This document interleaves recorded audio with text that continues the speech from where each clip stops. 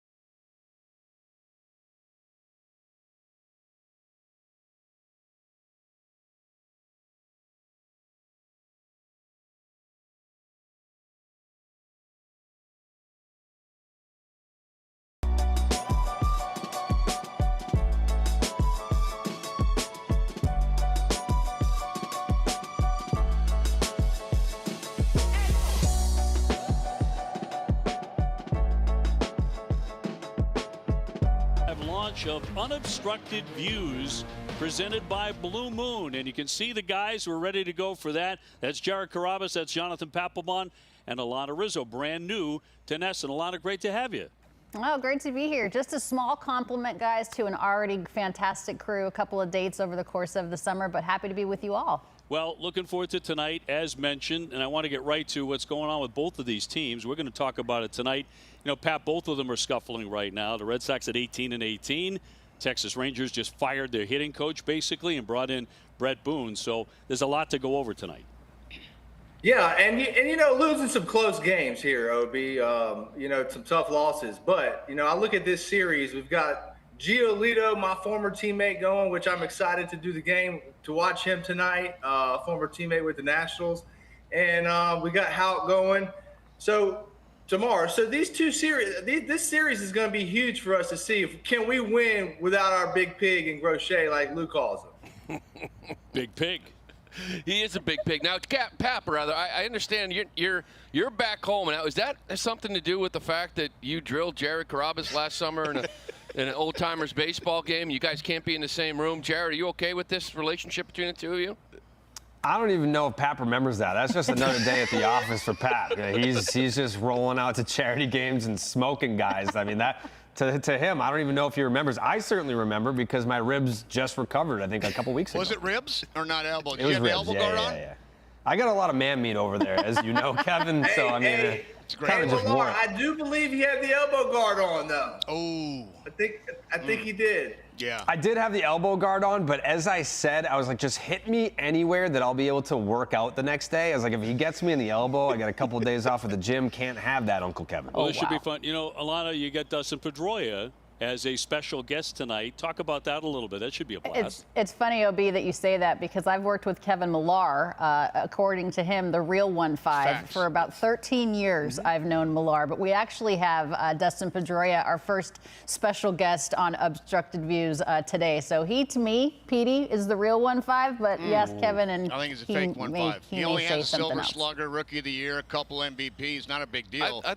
I was just a I common thought you guy. two went way back, and she's throwing that on you right now. She knows I'm the real 1-5. I mean, Dustin Pedroia's a cute little fella right out of Arizona State. Cute little When fella. Theo told me to say hi to his first-round draft pick, we were looking around. I'm like, who, what? And he's that guy over there. Like, that guy? You want first-rounder? And he's like, no, well, you know, little David Eckstein. And then next thing you know, he calls me a year later, Rookie of the Year, Silver Slugger, MVPs. I'm like, you got it, Theo. That's why you do what you do. And when you think about it, Jared, your favorite memory as a fan of watching Petey play the game. I remember a play he made in Texas, actually, a double play that he turned. I still have no clue how he pulled that off. Oh my God, yeah. I mean, when I think about Dustin Pedroia, though, as a fan, I think about the quotes. Like, there's the plays, obviously, defensively, all the big hits and everything, the bat flip in the World Series. But I go back to all the things that he used to say. I mean, he was the best. He was ahead of his time in terms of social media because he would have been a social media sensation. He would have been a TikTok star on the internet if he was saying the things that he said back then in today's world. And, Pap, I'm sure you got plenty of stories, too, right, playing with this. Now, hopefully you can say some of them, maybe during the telecast, but I'm sure you got plenty there as well. Yeah, man, you know, it's going to be a great time tonight on the show. Obviously having my former teammate, the real 1-5, which, by the way, Millar, how did that number go? Did he ask you to get that number at all? Or that they just gave it away like you were chum? No, just no respect. I mean, he got way richer than I. That 1-5 paid really well. He wore that really well. I had minus $1,500 in my bank account when I played here. But I'm going to tell you right now, he is everything baseball is about. And I still to this day, I mean, my kids, you want your kids to play. I always use two guys, Derek Jeter and Dustin Pedroia. It's just pure baseball. They're hitting on Sundays. He's in the dugout dressed at 5 o'clock. Everybody else is in the food room and getting rubbed down. And then you look down there, Pete's down there already taping up his wrists. But you appreciate that because baseball was his life. Guys, thanks so much. Yeah, that's what I was gonna say. Is my favorite memory with him was, I mean, it's an hour before the game and the guy's eating, you know, like a kid's Uncrustable and chips, and like he looks like a total little leaguer, and you're like, man, this guy's about to go hit lasers everywhere. Yeah. Not a good flyer, by the way. Not a good flyer at all. Very nervous flyer. I'm glad he's going to be home, but joining you guys tonight on Unobstructed Views. It's episode number 1. We are looking forward to baseball tonight as well here from Fenway Park. The first of 3, Red Sox and the Texas Rangers, coming your way right here on NESN.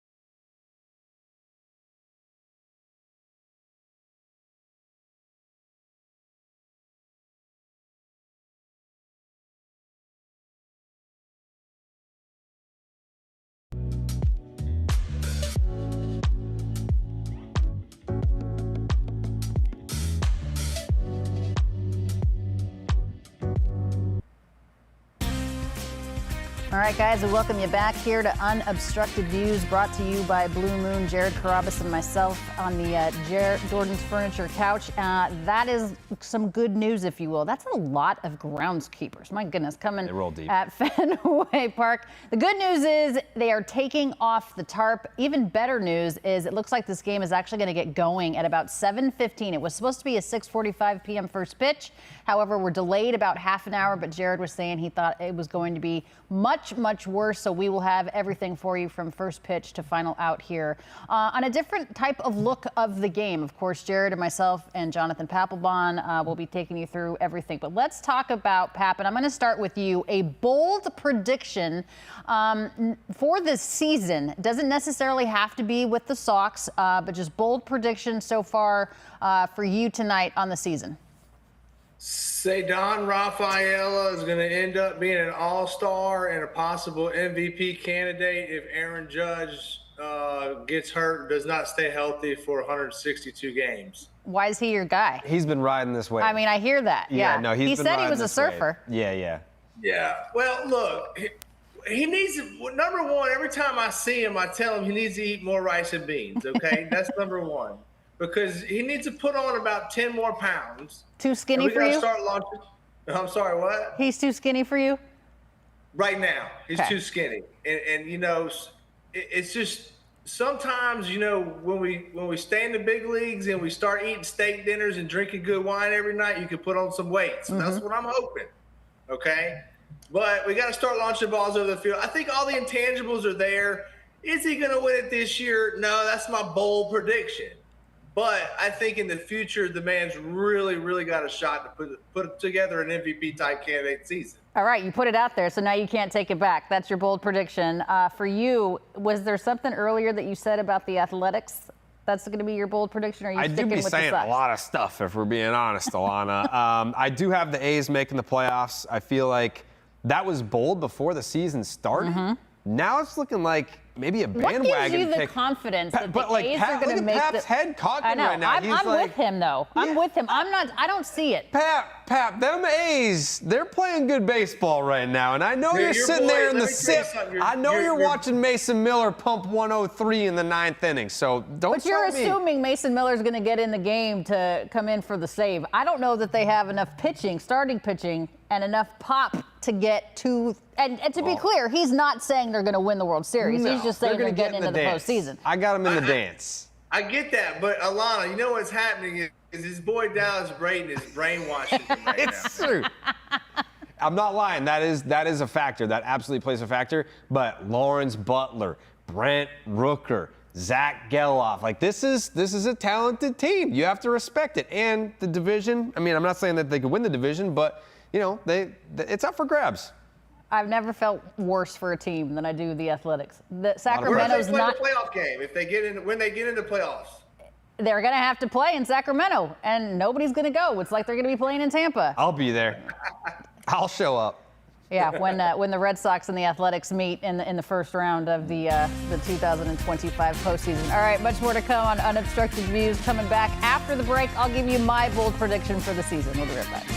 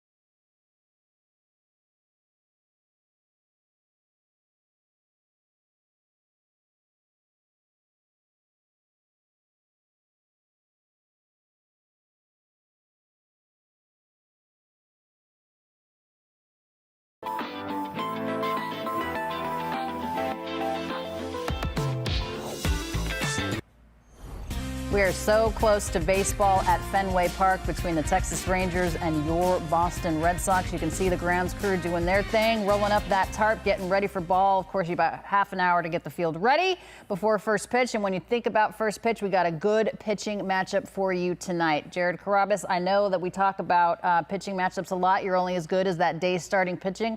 I love this matchup today. Obviously, you got Giolito for the Sox, and you got a guy that used to be a Red Sox in Nathan Eovaldi. This is a good one. What do you like? Yeah, I mean, Nathan Eovaldi, this is the second time seeing the Red Sox this year, pitched really well against them on opening day, and then I believe he threw a complete game shutout his next time out, so he's been a complete stud as expected this year. Lucas Giolito looked really good his first time back in his first outing. Obviously, there's been some debate whether or not he should have came back out for that last inning there, gave up the couple home runs. I believe both of them were on the changeup, though, which wasn't his best pitch that outing. So I'm really interested to see what he looks like tonight because he was throwing 96. I mean, you have a hamstring injury. You're not expecting to see 96 your first time back on the bump. So I'm looking to see what he does tonight. Pap, it's going to be the home opener, if you will, as far as Fenway for Giolito is concerned. Does that make a difference to you? You looking for any nerves in particular? How will you know when he's on? No, I'm not. This guy, he's a certified pro, all-star, previously all-star teams, so He's going to go out there as business as usual. And for me, I'm actually looking for two things, Alanna, not just one. I'm looking for fastball velocity. Is his fastball velocity going to be there again tonight like it was in his previous start? Don't pump in 96 like Jared said. But more importantly, he's got to be able to throw his changeup off of that, okay? The fastball will not play tonight if he cannot locate his changeup in the zone and when it gets to the plate, falling out of the zone. So his changeup is going to have to be on against this team tonight because they're, in my opinion, a much, much better team than the Toronto Blue Jays. And we're looking at Evaldi on the other side, and you said Big Nate. I mean, he's still a certified boss. I love the way that this guy pitches, and it's almost like he's going backwards. To me, it seems like he's not aging, Pap. Do you see that? I don't see it at all. I don't see him aging at all. Like when I watch pitchers, and especially as they get older, your Verlanders, your Scherzers, and now your Evaldis, the one thing that they have consistent is delivery repetition. Man, these guys, they just repeat their delivery. I mean, you can go back and look at him. He's very similar, in my opinion. I hate to compare him to Nolan Ryan, but he wears his number and he's from Texas and everything. But his delivery is just as repetitive as Nolan Ryan's was, and that's why he pitches deep into games. I was going to compare him to you, Pat. Nice little four-seam split combo. Yeah, I mean, there's definitely similarity in me, but, I'm a closer, he's a starter. But to me, it's all about repeating his delivery. The man is on time, everything. He's got the same arm slot, and the ball comes out the same spot every time. And when you can do that and you're throwing your pitches for strikes, he's going to be hard to beat tonight. And he's always got extra little juice against the Red Sox just because he used to play here. Yeah, Giolito tonight going for a club that obviously is down Walker Buehler, and thank goodness Garrett Crochet dodged a bullet there when he got hit in his last outing with that ball in the nose. But even more, I talked about pressure in terms of Pat pitching for the first time at Fenway this season. Is there pressure knowing that you're down a guy in terms of Walker Buehler? You could have been down a guy in Garrett Crochet, and you want to perform well and you want to go deep into this game because the bullpen of the Sox has not held its own very well as of late. No, they have not, Alanna. And,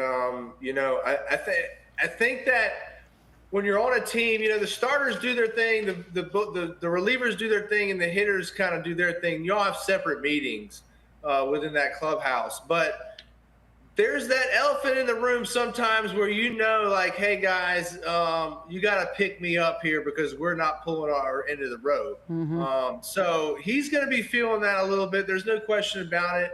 And, there's sometimes where I remember Josh Beckett would come to me and he'd be like, Pat, I'm going strictly to you because I want to give the rest of these guys a day's break because they need it. And so, it could be that kind of situation, which, obviously your bullpen loves when a starter can go out there and pick you up. 6-7 innings. That would be amazing. In today's game, that's almost like a complete game. It's unheard of, but I also don't want to push it too much with Giolito. Like start number 2, because like you mentioned, you're down on Walker Buehler. I don't want to come in too hot with Giolito. I mean, this is also a guy that did not pitch at all last year, so he's trying to find himself right now. I think we, saw what he's capable of that first time out, but. To Pap's point about wanting to just build that bridge to the back end so you can give these guys a breather, I think some of these other guys got to get back on the horse, like a Justin Slayton.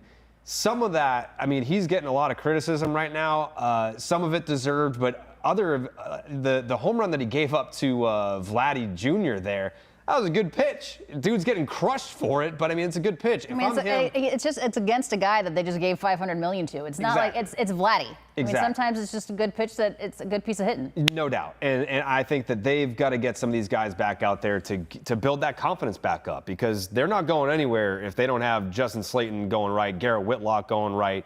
It's been a rough stretch for some of these relievers, but I believe in their stuff and I believe in their ability to get back to where they need to be. What do you think is more problematic or more questionable? The fact that if you look at statistically, it doesn't seem like the bullpen has that swing and miss stuff. It doesn't seem like they have that, that out stuff. Or the fact that the offense, for whatever reason, can't get a hit in a big situation? Those that 500 record, close games, losing by 1. What's more problematic to you? Right now, for me, it's the offense. I don't know where Pap's at on this, but Will Fleming had the stat the other day. It might have been yesterday, but he drew up Devers, Bregman, and Story, their offensive numbers in Red Sox wins versus their numbers in Red Sox losses, and it's crazy. I mean, it's a stark difference. I feel like, and I don't want to loop Bregman in too much to the late and close stuff because he's had some really big hits for this team. But I feel like Raffy is kind of the key cog in this. Like, that's your middle of the order bat. That's your cornerstone guy. Really, when we look back on the last 30-plus games to start the year, I see Wilyer Abreu's home run on opening day. And how many other big hits can we really look back on? I mean, it's the timely hitting that's really done this team into this. I mean, Pap, that was 30 days ago. We are 30-something days into the season, and if the only thing that stands out in your mind is Wilyer Abreu's home run on opening day, that's problematic. Yeah, I agree, but you know where I'm at, Alanna? I'm on the bullpen. I got to be on the bullpen because they've sucked lately, number one. And number two, Craig Breslow come trade deadline, guess what he's going to be going to look for? Somebody, at least 1 or 2 guys in the bullpen. Aroldis, Liam, all of them got to come back and be who they originally were, which is tough to do at their ages. So for me, it's the bullpen is the Achilles heel right now. Yeah, good call on that. And by the way, my bold prediction of the season, the Baltimore Orioles don't even sniff the postseason. Ooh. I never thought I would have said that coming into the year. They need help. Big time. All right, we're going to keep it going here on Unobstructed Views. After the break, we're going to get Casey Hudson involved. Of course, send us your tweets, hashtag NESN Views. Much more to come as we get ready for first pitch in about 20 minutes.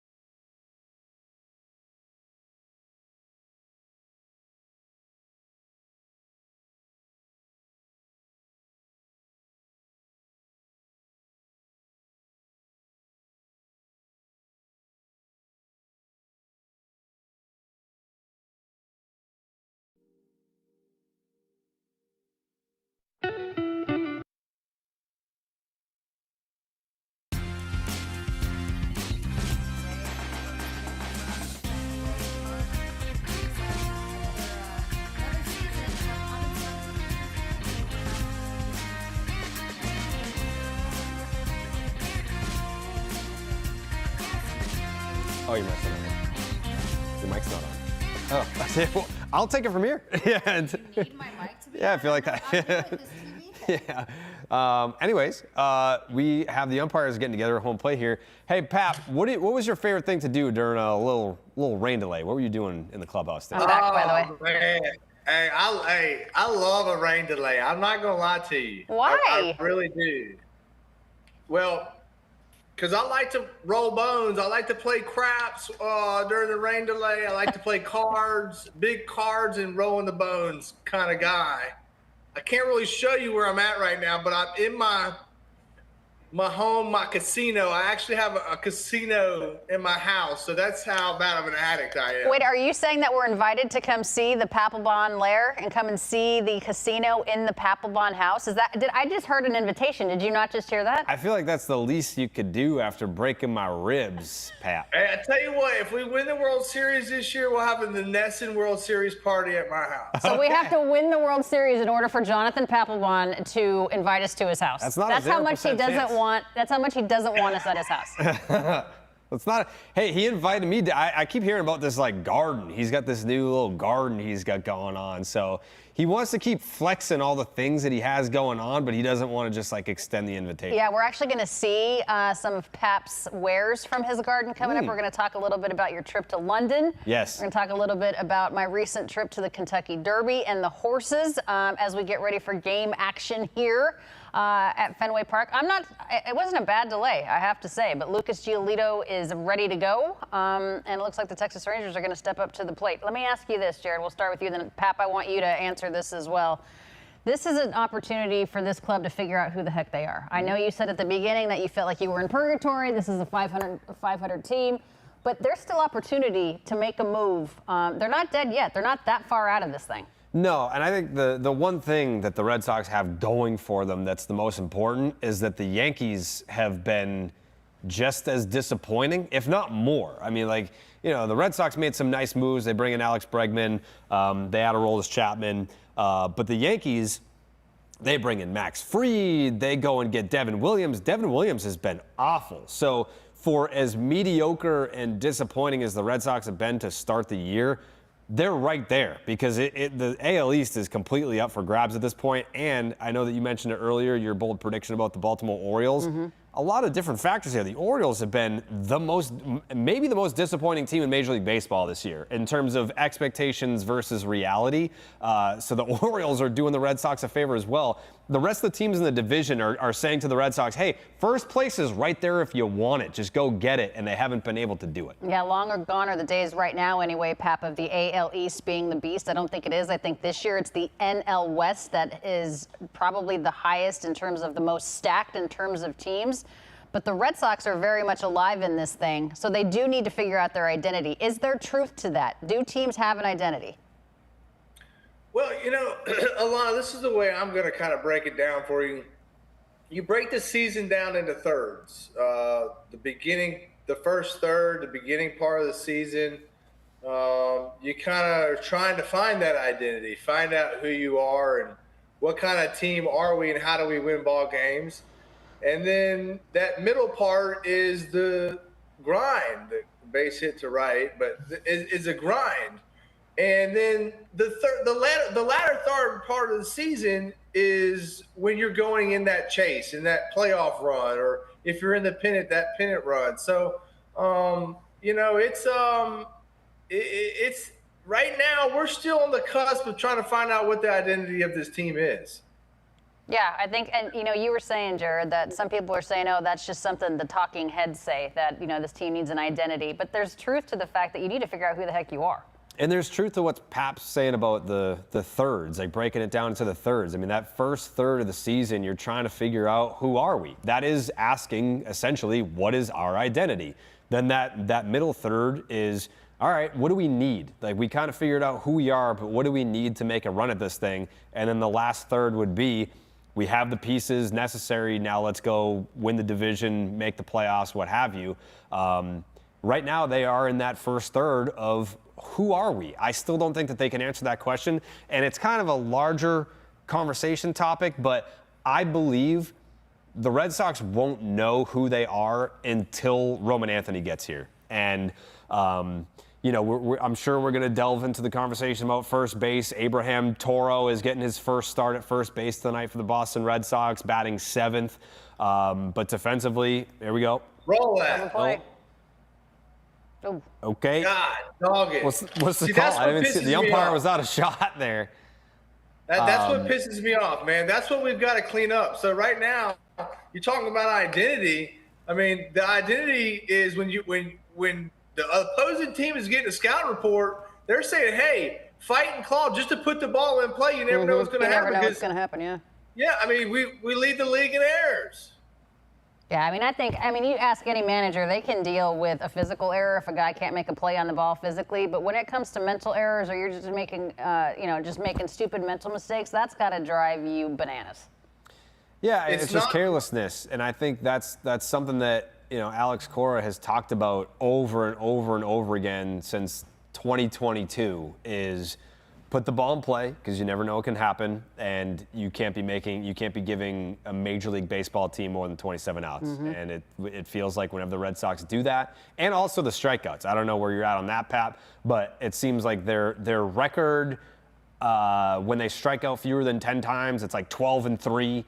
And it's just horrendous anytime they strike out 10 or more times. That's not something that you can just add into your game plan and say, hey, guys, have you thought about striking out less? No, it doesn't work like that. But it is a matter of having a better approach, being more aggressive or not chasing, not expanding the zone. I know Pap has been tooting the horn of Cedar Rafaela, but that's one of those guys that AL MVP. AL MVP runner-up, according to Pat. But you've got Rafaela, you've got Trevor Story, another guy that they expand the zone a lot. When you do that, you're going to strike out a ton. And when the Red Sox strike out a ton, they don't win baseball games.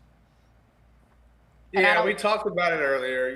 I mean, look, Alex Cora is managing a ton of rookies, a ton of young kids. I don't care. To me, you got 1 or 2 years in the big leagues, you're still a rookie, man.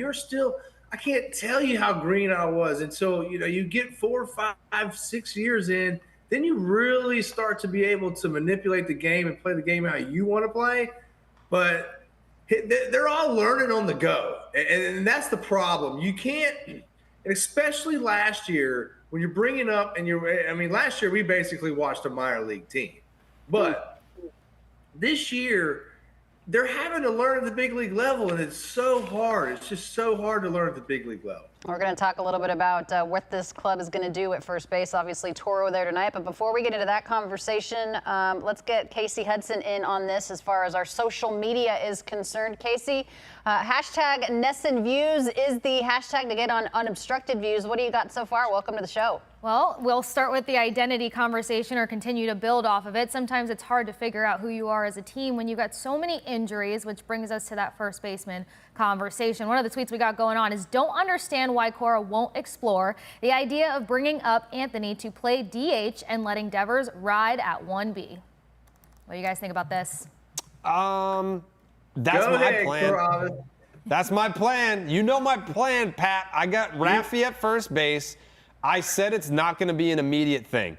And listen, Jonathan Papelbon, the policeman of being a good teammate around here, wouldn't you say that if you're the guy that got the big contract, you're the face of the franchise, you have the biggest contract in Red Sox history, wouldn't you go to that guy and say, where is the attitude that I'll do whatever it takes? I'm not asking Raffy to go out there and play first base day one and learn the position at the big league level, but I am kind of asking him to take some grounders at first base before the game today. Get comfortable over there, see how you feel over there, and then we take it from there. Let me ask you a question. Mm-hmm. When was the last time you saw Raffy taking some balls out first or practicing at first base? I've never seen him do it, but the time to start is now. But he's a third baseman. I think what's crazy is, he's not anymore, though. He's a DH. He is a DH, but if you ask him, you say, I played third base. That's what he tells you. So when people say that it's this crazy idea to suggest Rafael Devers at first base, they make it sound like they converted him to a DH 5 years ago and they need to dust off the glove and get out there at first base.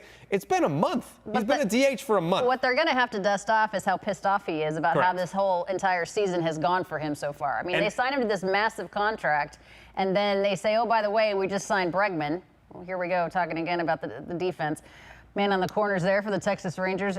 Jock Peterson hasn't gotten a damn hit all year, and he just got one here. So, you know, you got to wonder, is that a part of the issue too, Pap? Would you be pissed if you signed a massive contract, and they said you're not a third baseman anymore, you're a DH? Well, now we need you to play first. Yeah, you know, I probably would have because, you know, I played with an ego and I had an ego. No. And every big league player has an ego. And there's no question Rafael Devers has an ego. This is so tough. I really cannot really delve with – and I don't have those conversations. I don't have those conversations with Alex Cora and Rafael Devers. So I don't know what's going on with those conversations. But I do know there are certain times of the season where, okay, we're going to have to start thinking about – when we come to early work, yeah, Rafi, you are going to have to start taking balls at first. And let's talk about why you're going to have to start taking balls at first and start those conversations happening. But as for right now, oh my God, you guys. Yeah. Oh my goodness. This is not, I mean, this is the Jock type just of. gave himself up, whatever.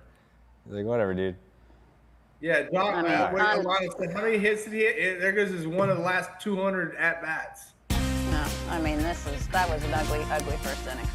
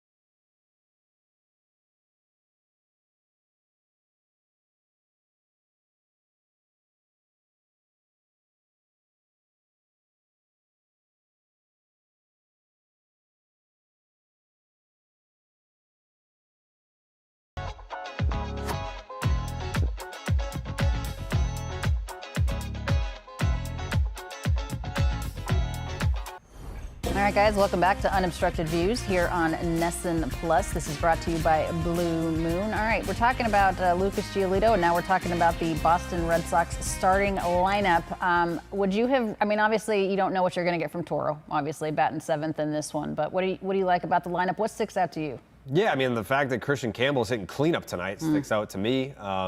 You know, I think one of the big things about this Red Sox team and why it's been such a disappointing start outside of it's just more of the same 500 baseball is if you told me in spring training that we would have entered the month of May and Aroldis Chapman would be your closer and he would be awesome and Trevor Story would be healthy and he's been playing great, and Christian Campbell has been the best rookie in the league. All these things that were kind of question marks, or that Bayo would return and he would be pitching the best baseball that he's pitched at the big league level.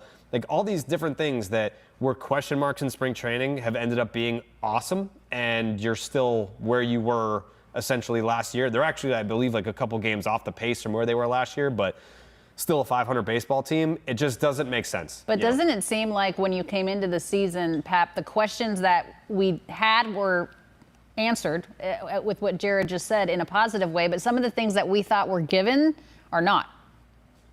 Yeah, well, and here's another thing is baseball during the season, you're going to go through runs. You're going to go through peaks and valleys, right? And so right now they're in a valley. There's no question about it. And I don't hate it. I don't hate it right now because they've lost some close games, and the little things and the errors have killed us. And obviously the swing and misses and with runners in scoring position have killed us. But to me, I really do think that they're just in this valley right now, and they're going to have to find a way to climb out of it. Now, once you climb out of it, you got to play better baseball for the rest of the season. There's no question about it. Yeah. What about the fact, Pap, that they have played more teams with a losing record than any other team in baseball, and they're still 500? Does that concern you at all? It does. It does. It concerns me to a great deal because when you're playing in the American League East, you go back and you look at the last month of our schedule, it's not going to be easy. So you got to beat good teams.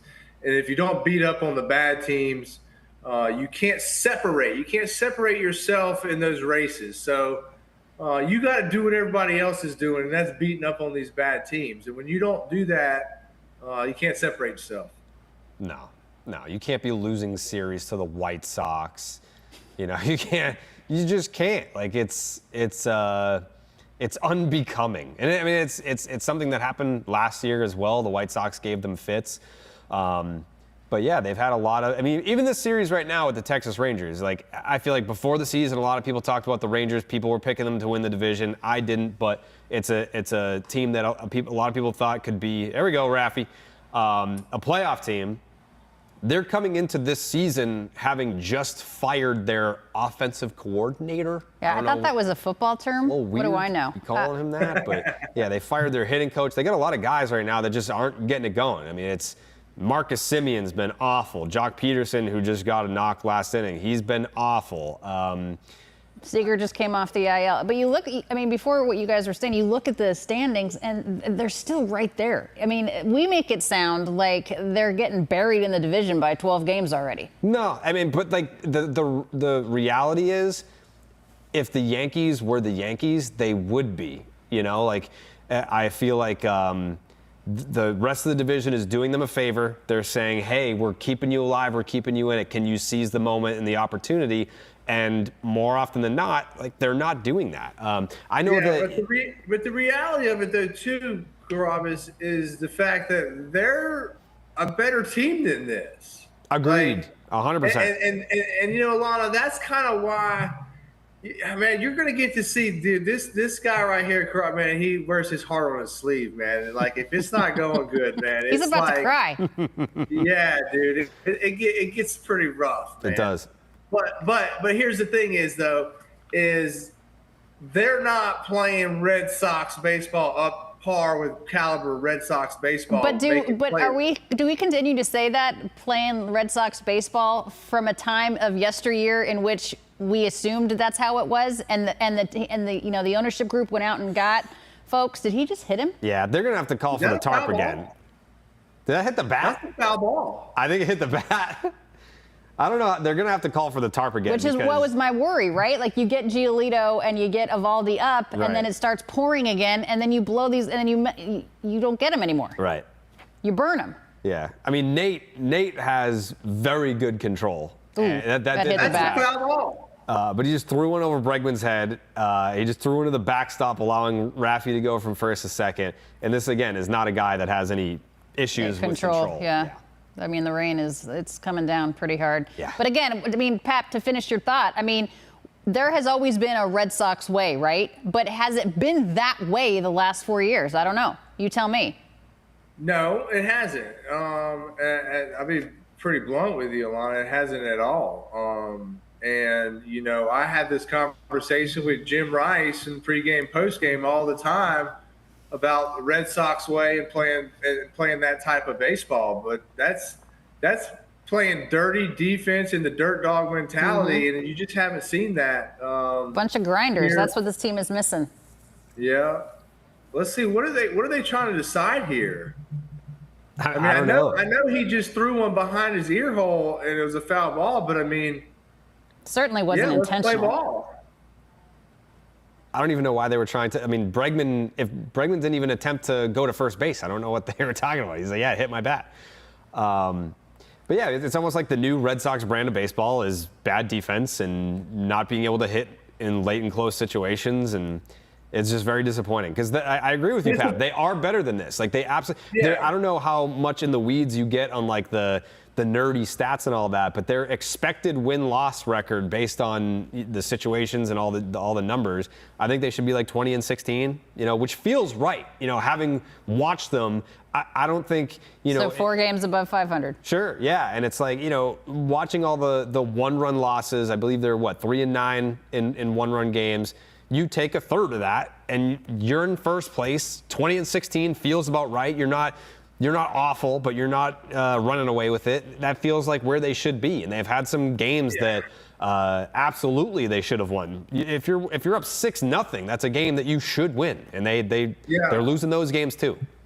Well, I don't nerd out. I don't nerd out on any of that kind of stuff. I'm not one who's. I love analytics, but I don't like them to where I nerd out on them. But I do love to gamble, and I will say that Vegas had them at 86 wins this year, and I put a pretty heavy price tag on the over on that bet. So it's a long season, and I do think that 87, 88 wins will get it done, especially now that I've seen kind of what's going on in the American League East so far this year. Do you think that 87, 88 wins the division?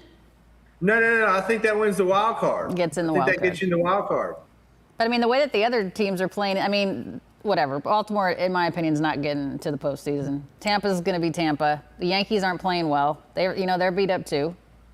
Maybe you don't need 95 wins to win the division. I don't think you really do this year, Alanna. I think it's going to be that 92-ish, but Tampa, man, they're like little rugrats, man. They end up screwing somebody over every year in the division. They're always that way, though. But you can't run the Red Sox like you run the Rays. I mean, this is the Boston Red Sox. You've got to go out and you make big splashes in the offseason, which I think they did a much better job this offseason than they did last year. But I mean, they're right. You got to go out at the deadline and get whatever it is, a couple of bullpen, wherever they're at the at that time period, whatever their biggest need is. You're not a team that can't do nothing. Yeah, they're still not where they need to be. Is the best way to put it, and they still have to go out and purchase more players, so to speak. Mm-hmm. My old buddy Dustin Pedroia, we used to talk about it all the time. You pay to win. You pay to win in this game, baby, and that's how it is. You pay to win the game. You don't play to win. You pay to win. So, but you know better than anybody that spending money and getting good players probably guarantees you a postseason appearance. It certainly doesn't guarantee you a championship. They got to start playing better together. That. All right, they get out of it. Texas does 1-0. We'll be right back.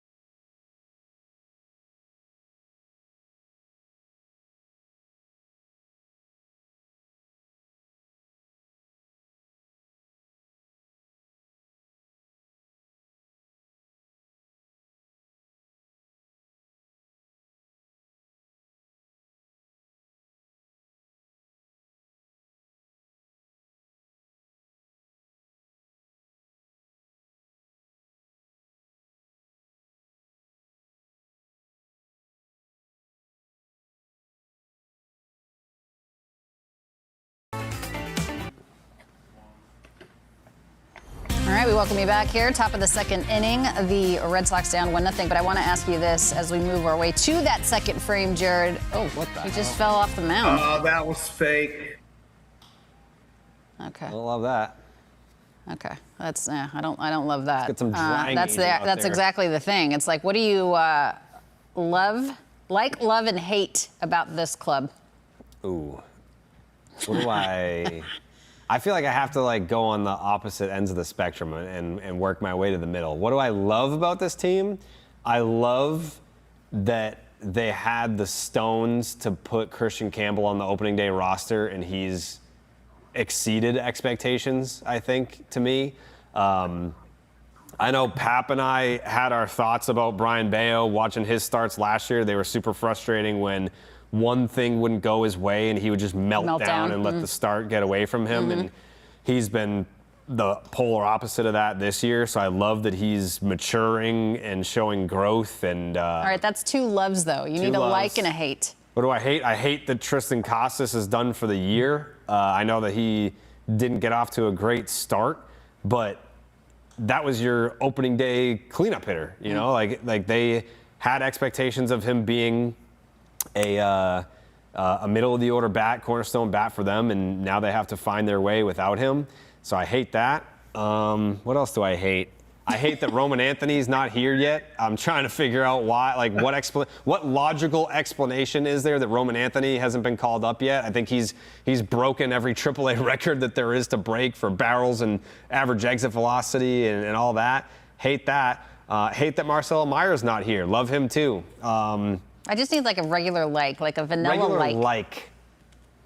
What do I just like? I like that Trevor Story is proving the haters wrong. He is staying healthy, and there's a difference between I'm healthy and I'm available and I'm playing in the games, and I'm playing in the games and also doing really well. So I like that about Trevor Story. All right, I like the fact that Kevin Millar is in the booth with OB and Lou Merloni. God only knows what they're talking about right now. I love the fact that this is a club that everyone is so passionate about. I love you can tell the control's not there, though. The grip on the baseball is not there with the rain right now. I love the fact that people care about this club, and that if they are 530 games into it, people are pissed. I like the fact that they went out and did some stuff, got Giolito, got Crochet, did some things. I hate the fact that, you know, we're watching this game and it's probably going to be a rain delay. How about that, Pap? What do you like, love, and hate? I love rain delays. Remember, Alanna? I know you do. I know you do. Yeah, man, he just missed right there. I was going to say he needs to throw that heater down the way right there. But anyway, I'm going to go a little bit on Jared's side and say I love our starting pitching. I do. I think what Giolito can really do, and I think what Bayo has transformed himself into now. And now we got that stud. We have that pig, that number one. And so, you know, I love that. I love that. That's my love of our team right now. How much maturity have you seen with Bayo, Pap? You guys were just talking about how his outings last year were really frustrating because he'd let one little thing melt him down. How much maturity have you seen? Well, Alanna, here's another thing is that I don't know how much of the Netflix show you've watched, but I did not know this and all the struggles that he was going through the season last year with his family and the visa. And so, man, you know, kudos to him for going out there and still performing, but there had to be a lot on him. There had to be a lot on his mind. So sometimes, you know, that may have came out on the field, some of that. So who knows? But I love that. I hate errors. I hate the errors this year. I hate how we absolutely suck in the field. Oh, you double them off? You double them off. Abraham Toro, that's my first baseman. There we go. That's your first baseman.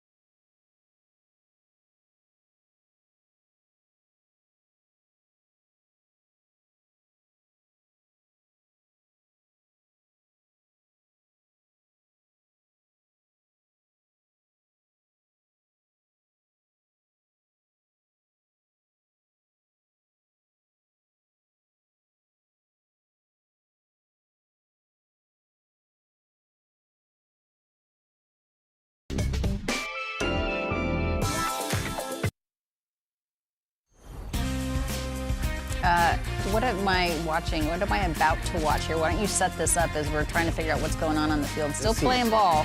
This is a timeless classic, Alanna Rizzo. This is, let me take you back to a year that's very special to our dear friend Tyler Milliken, 2007. It's his favorite championship. It's his favorite year that's ever existed. It is Jonathan Papelbon and Manny Del Carmen's rendition of Blame It on the Rain by Milli Vanilli. They're lip syncing, something that Milli Vanilli would never do. No, not at all. But it is a timeless classic. Anytime that there is a rain delay, it's been almost 20 years, and this video gets queued up every single time.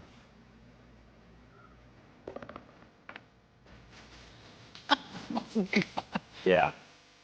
I mean, you can tell Manny does it. The pride of Hyde Park, by the way. Manny Del Carmen. He's got that first round money. He's feeling himself right there. And you can tell he don't know the words. But Pap, did you know the words? Yeah, I knew all the words. See, Alanna, I told you I love rain delays. Yes, I can see that. But I mean, are there any other words other than "Blame It on the Rain"? Are there other lyrics in that song? I think it's yeah. Okay. That's it. Not really. That's it. My man Wally made an appearance. Wally in a raincoat. And you, I don't know, you can't see him right now on the Tickling the Ivory. I had my man One Man Marty, the One Man Party. Yeah. Oh my. Look at him. So did you guys rehearse this? How did this come about? I mean, how did you decide this was a good idea? This feels like a Sarah McKenna production. Was this a Sarah McKenna idea? Yeah, that's exactly right. And, the bullpen guys, during rain delays, we're the last one to know because we're the furthest one away. And, we just really wanted to, do something we got bored and we wanted to do something. And so we came up with that. And next thing I know, they had a whole production, man. It was pretty big league production, actually. Yeah, speaking of being bored in the bullpen, what are some of the other, I know we have 2 outs. We can, talk about it after we get back too, but what are some of the dumbest things you guys have done in the bullpen to pass the time? Yeah, I think we're going to have to wait for that answer. Hold that thought. Hold that thought, Pat. We'll be back.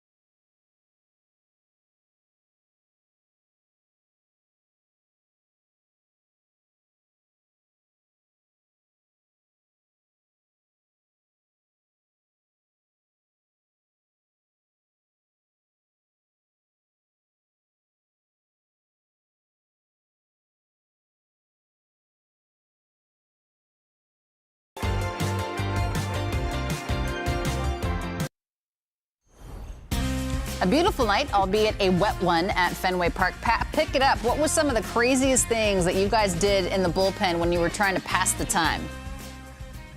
Well, I'll say, I'll say this much: there isn't a water hose in the bullpen no more because, there's a lot of colleges in Boston, and the kids tend to come and sit out in the bleachers by the bullpen. That's where all the kids sit.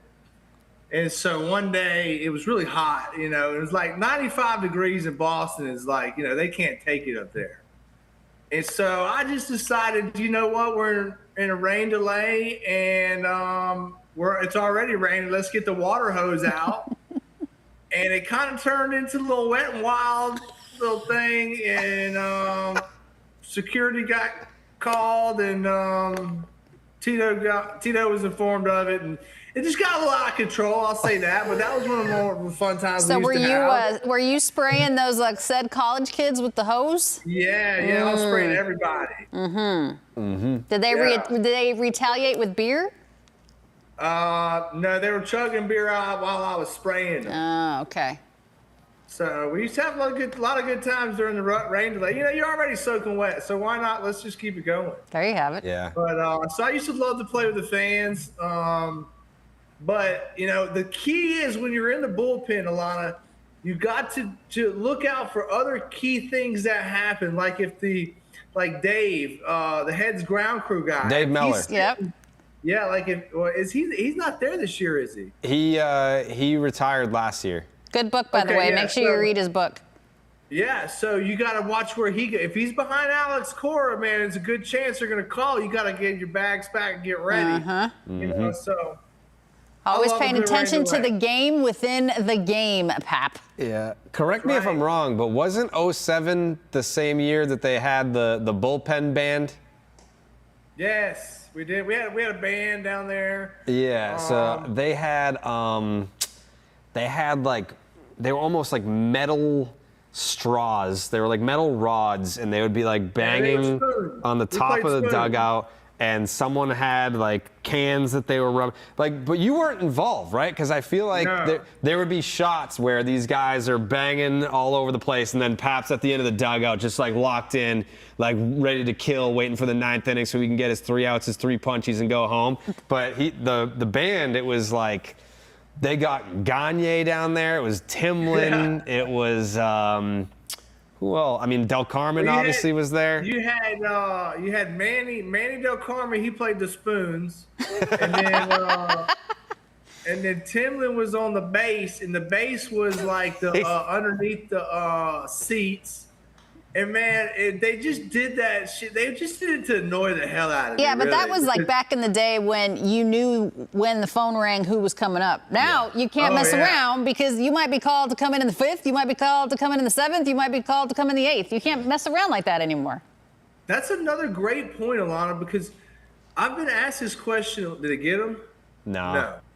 I've been asked this a lot. Like, how do you prepare now in the bullpen? And it's totally different because this whole, high efficiency workload, load management. Load management. We're gonna, it's all changed, and I'm really appreciative that started to come in the last year of my career or so, because it is really hard to prepare in the bullpen when you don't know what to expect. I would imagine. Don't forget, Dustin Pedroia is calling into the show in about 6 minutes. We're going to have PD on as our first guest of this new season. I'm sure things have changed in terms of the way he used to prepare. I mean, I don't know that the way that he would prepare for games is sustainable in his life now, coaching his son's travel ball team. But you never know. Like, I mean, we can ask him, but I'm sure I'm sure he probably is the first guy at the field even now coaching his son's team. If you're not early, you're late, right? They came into Fenway and hit. When we got inducted to the Red Sox Hall of Fame together last year, his whole team came in, hit BP at Fenway, and I just went up to each and every one of those kids, and I apologized to them. And I said, "I'm sorry that you have to deal with Dustin every day as your coach. I don't know how in the world those kids do it." I'm sure they have to call him Coach Pedroia. They probably can't call him Dustin. I'm pretty sure they won the championship. Like it's no shock to anyone. I'm pretty sure that team won the championship. But yeah, he's the last time I was in it might have been 2 years ago now at this point. I had like the Carrabis curse was going on. Anytime I was in the NESN booth, the Red Sox would give up runs. So the last time I heard from him was he texted me to be like, dude, get out of the booth, bro. Do not get out come here again. I love that means he's watching the games, though. I do love that part of it. Pap, how many games do you watch? How locked in are you? I mean, I know you love this team. I know you're paying attention to what's going on, but how many games do you actually watch? Pap. Me? Every game. I thought you were asking Carrabis. I'm sorry. Yeah, I watch every game. Okay. Do you think she would ask me that question? I figured. How many games am I watching? I figured this fool was watching all of This them. guy watches every game. No, I knew he was. I was just wondering if you did too. No, I watch every game, but I don't watch it as closely as and intently as Carrabis does. I can almost guarantee you that. I mean, I'm just watching for certain things. I watch a game differently. I watch it and I want to see how we respond to things. Like right now, I'm watching this as I want to see how Lucas Giolito responds to actually pitching against a really good, in my opinion, ball club. Mm-hmm. Yeah, they kind of suck right now too, but Texas Rangers are a good ball club, and I'm wanting to see how he does against them. So, well, he's about to get out of this right here. Yep, there you go. boom.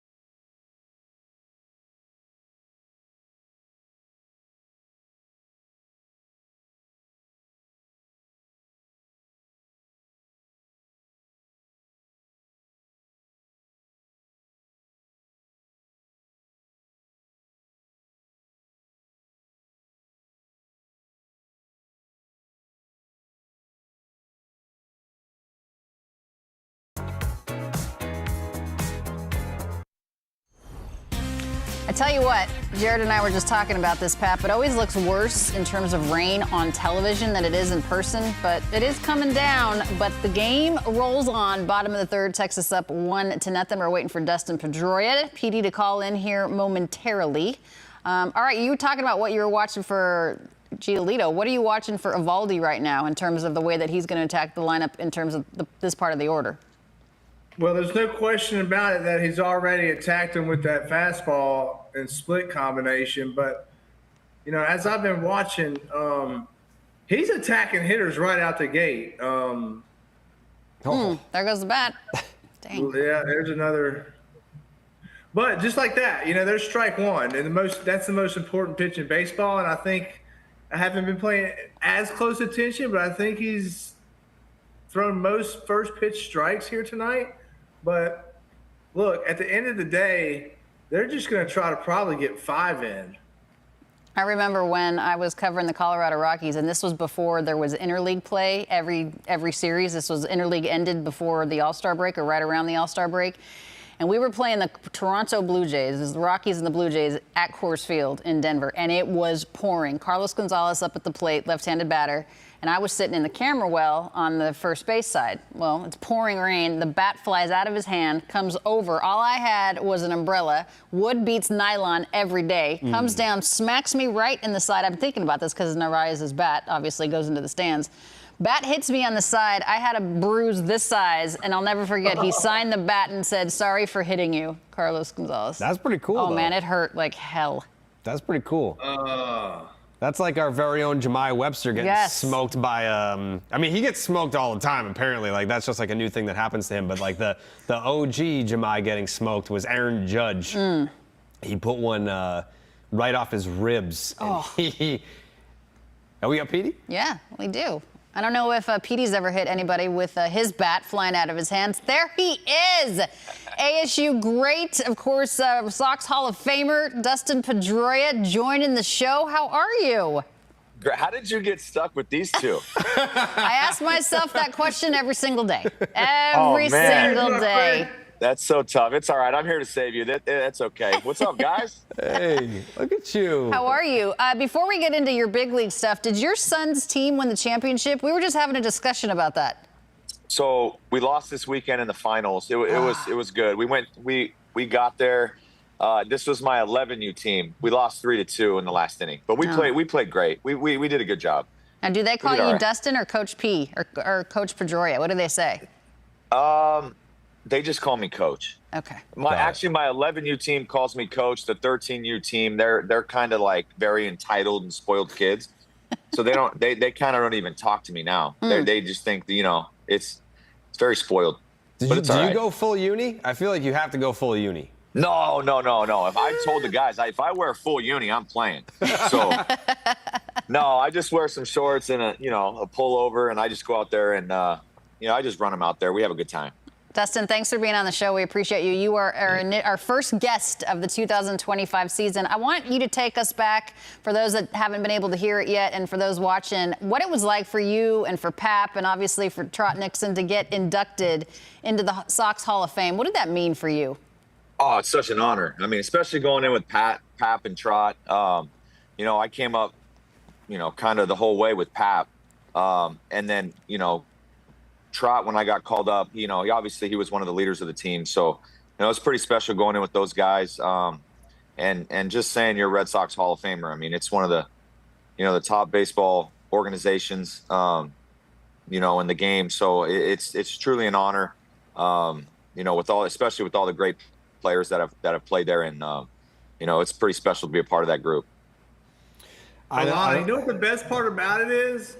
What's that? Is that, we're both Red Sox Hall of Famers, but in a year or two, whenever he becomes an actual baseball Hall of Famer, he gets to buy all my meals. Because right now we're Red Sox, so we got to split meals. But as soon as he becomes in the real Hall, every meal I get to eat from now on is going to be on Petey Pedroia, baby. All right, if I ever get in there, I'll buy every meal you ever have, and I know you like to eat too, so and drink, so we'll be all right. What's Kelly cooking for supper tonight? Dude, I got to go to this I'm going to this Arizona high school baseball game in like a half hour, so I got to drive somewhere. So Kelly's off the hook for tonight. She's off the hook. Yeah. Thank God she can cook. Yeah, no kidding, because I can't do anything. On the subject of the Hall of Fame, Petey, I mean, a strong showing for the first year. Like, is that something that's in the back of your mind where it's like, I may be riding this thing out for a few years, but like I'm going to do this. Like, this is something that's going to go down. I don't. Honestly, you can't control anything like that. So I don't really think about it. I just know it's an honor being on the ballot. I mean, you look at the names on there, I'm more, I'm a fan just as anybody else. So, it's an honor having my name on the ballot, and I'm sure, everybody says that, but, I think a lot of guys truly mean that. So whatever happens. I'm just fortunate enough that I played a long time, and I got a chance to meet so many people and play in a place that I played and just have great teammates and win championships and just have a blast. So I'm pretty fortunate for my career, and whatever happens. I know that you have always been a grinder. That's the one thing I love about you the most, the way you played the game day in and day out. Obviously, Rookie of the Year, all the things, all the accolades that everybody knows. That's well documented. Did you ever think you'd get a day in the big leagues? Sometimes I talk to big leaguers and they're like, I didn't know if I was going to get a day. Did you know? Well, it's funny you say that, because now I'm coaching these youth kids, and you ask them what you want to do when you're older, and they always say, oh, I want to play Major League Baseball. I want to play for this team, that team. Hold on, hold that that, thought. hold that. No. Stay with us, though. Stay with us. We'll be right back. Don't go anywhere. Okay. All right.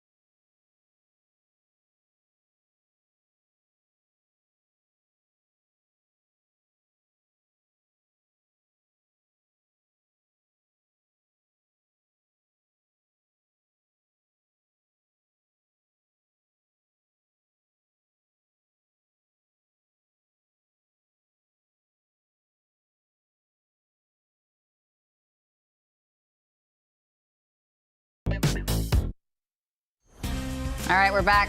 Petey, pick that up. But did you ever think you'd get a day in the bigs? I know you were talking to your players about it.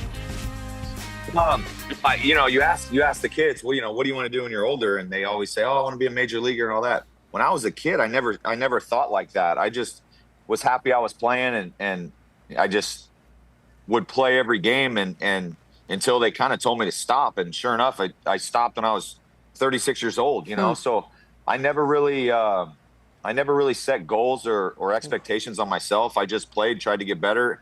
And that was basically how I kind of went about it, So, once I was going through it all, it was kind of surreal, but, you kind of get used to it once you're doing it.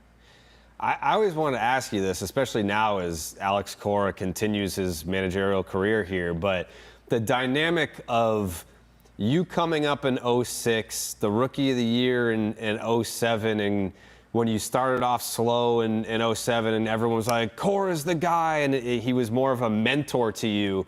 I'm sure the dynamic has almost flipped now in terms of all the baseball that you've been able to absorb as a player and now in like the youth baseball stages. Does Alex Cora ever go to you for baseball advice now?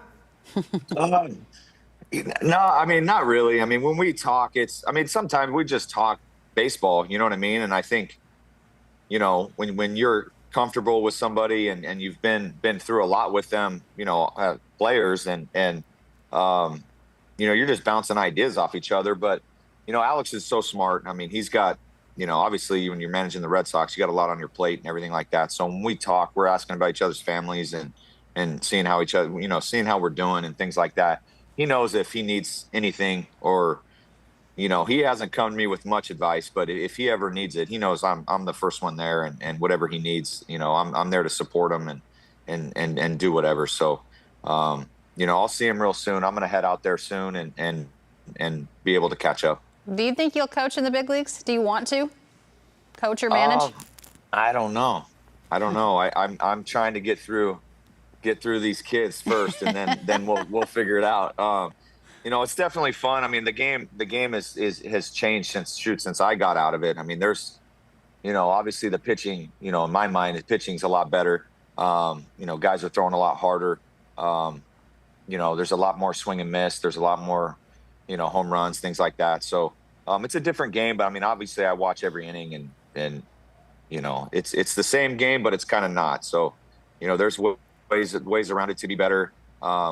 You can't shift anymore. Heck, there was times where I got a chance on righties to go over and play shortstop, and that was great. So, there's little things you can't do anymore, but it's still the best game in the world, I think, and I enjoy watching it every day.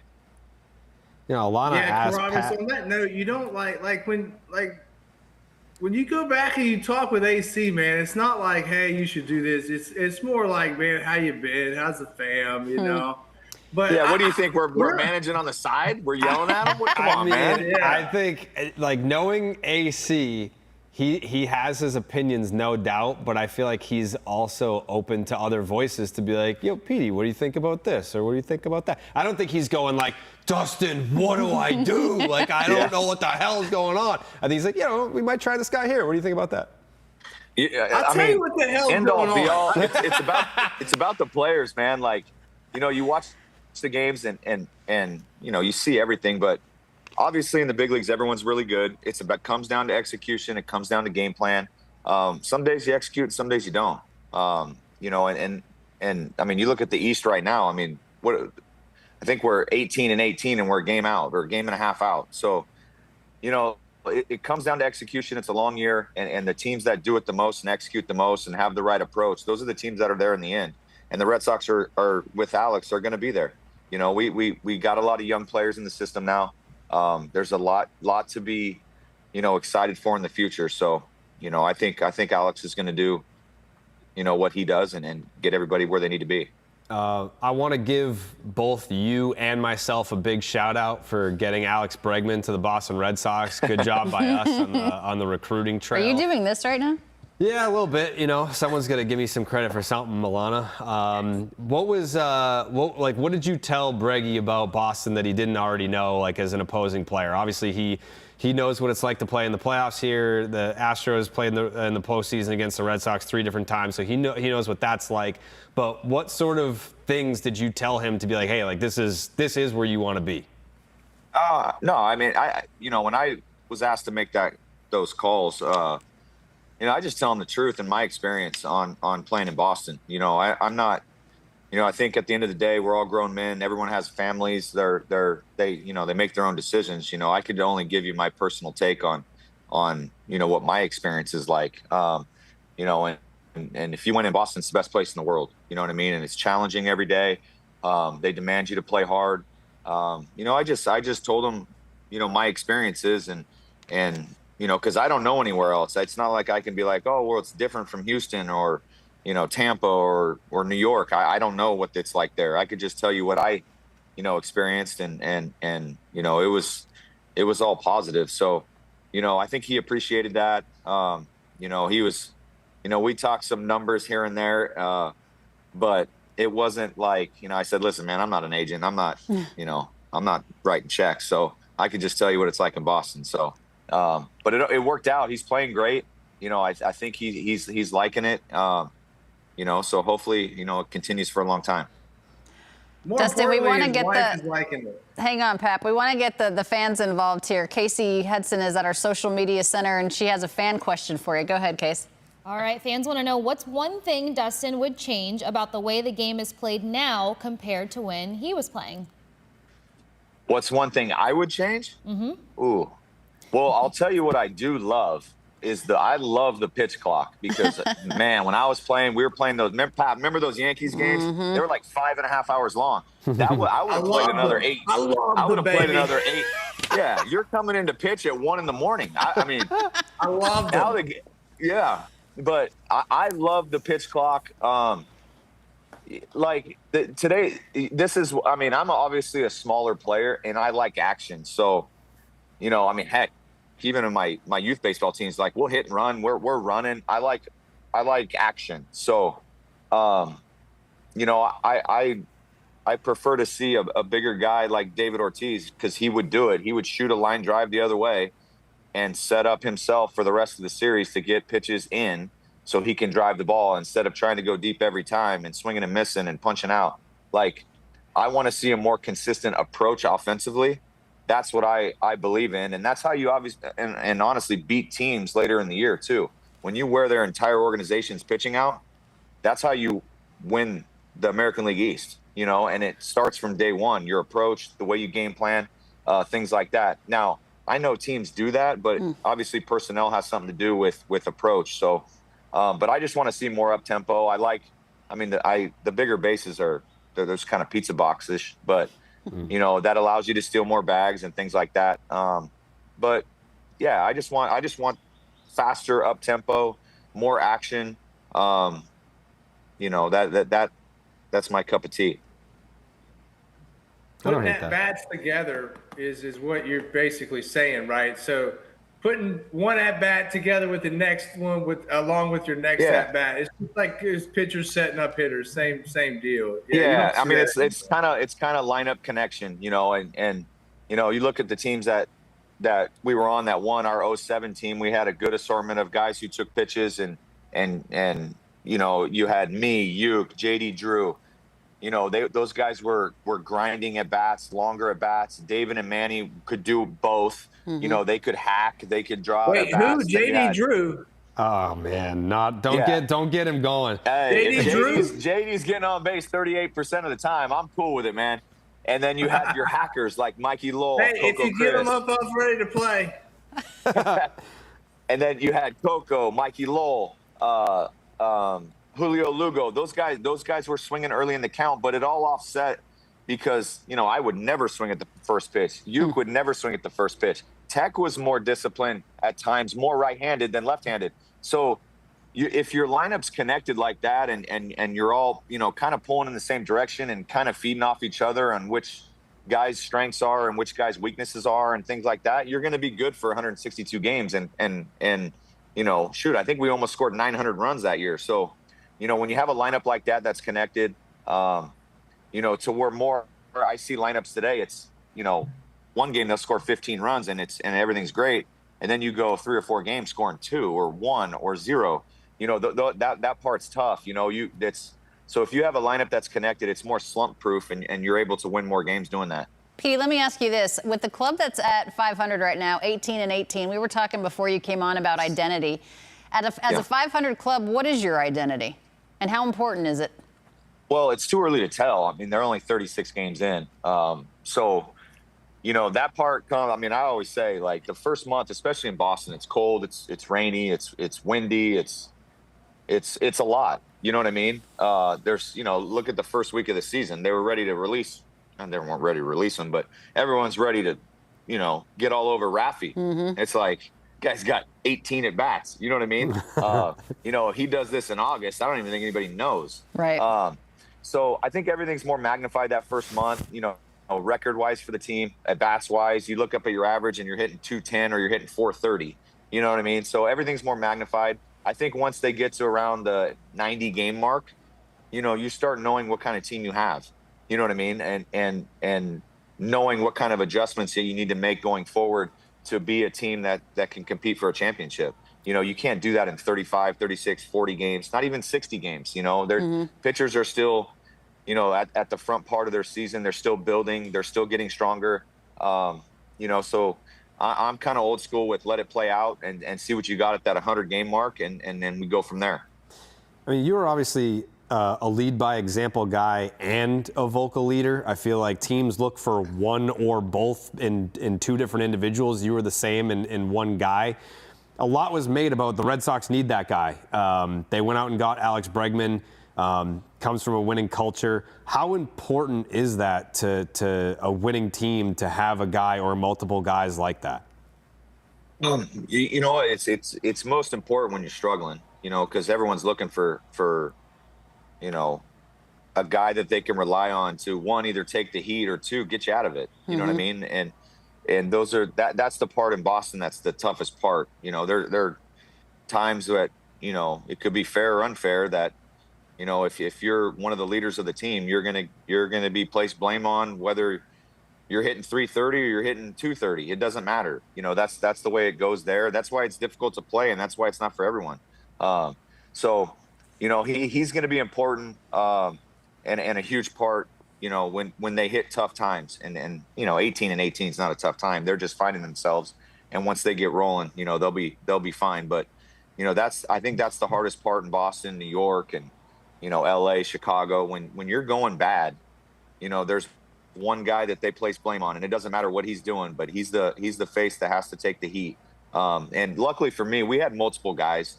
You know, David, you know, me, Tech. I mean, there was a bunch of guys that took heat for stuff. So, you know, Alex, he'll be fine doing that. We want you to stay around if you can, if you don't mind, for another half inning. Looks like there's going to be a pitching change here. Alex Cora coming out to get Giolito. Can you stick with us for a few more seconds? What time is it? That's a great question. 8:20. 8:20 Eastern. All right, hold on. Let me think. It takes me 20. Yeah. Oh, yeah. I got about 5 to 10 minutes left.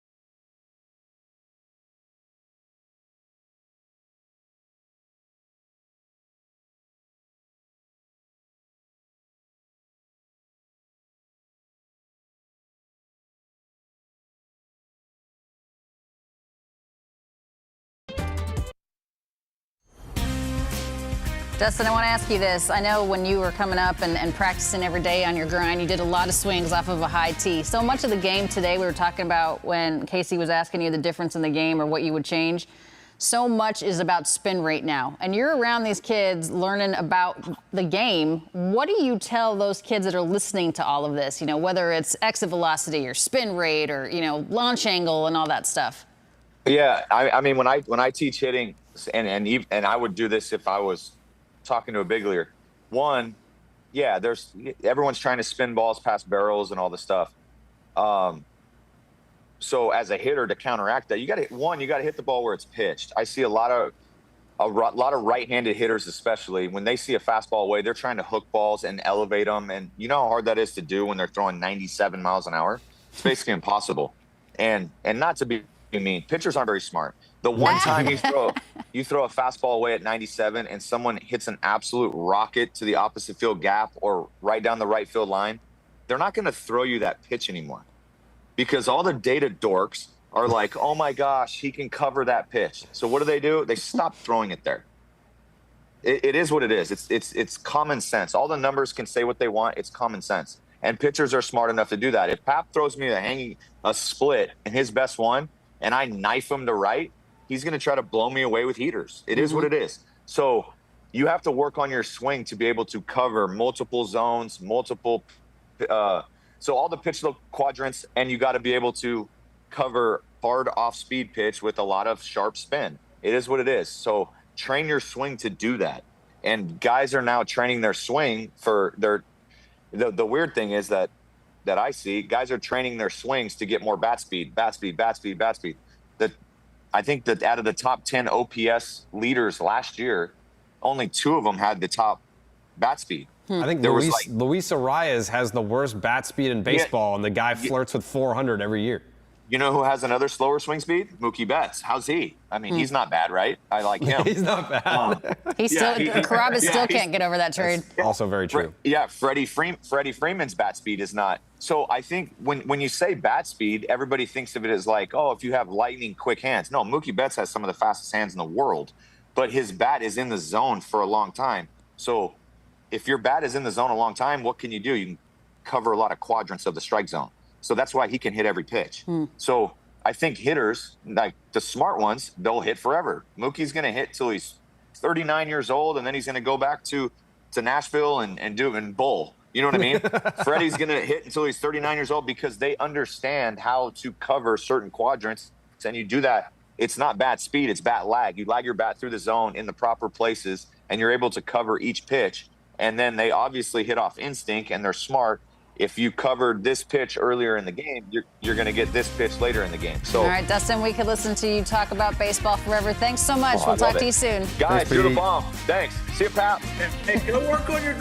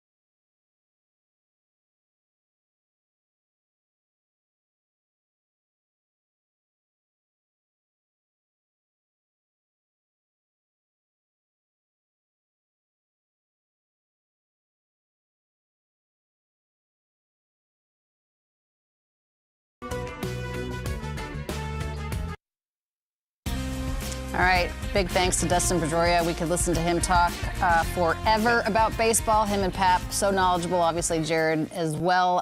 Let's take a look back, guys, at what happened at the top of that, or the bottom of the 4th inning. Do we have to do that? We have to, because we are all about the facts here, Jared Carrabis. Things got away from Giolito. Texas Rangers coming in slow with the bats, but they seem to have picked it up, unfortunately, against the Sox tonight. I mean, I know some folks are going to make excuses, and I know one guy that's not. That's going to be Lucas Giolito. He's not going to say. I mean, to give him a little bit of leeway here, by the end of his performance, he looked like he showered with his uniform on. But the Red Sox are playing, or they're hitting in the same conditions, and they have 1 hit. So I don't want to hear any excuses after this one. No, I'm not saying. I'm talking about like the fans. I'm not talking about Giolito. I don't expect him to make any excuses. Yeah, Pap.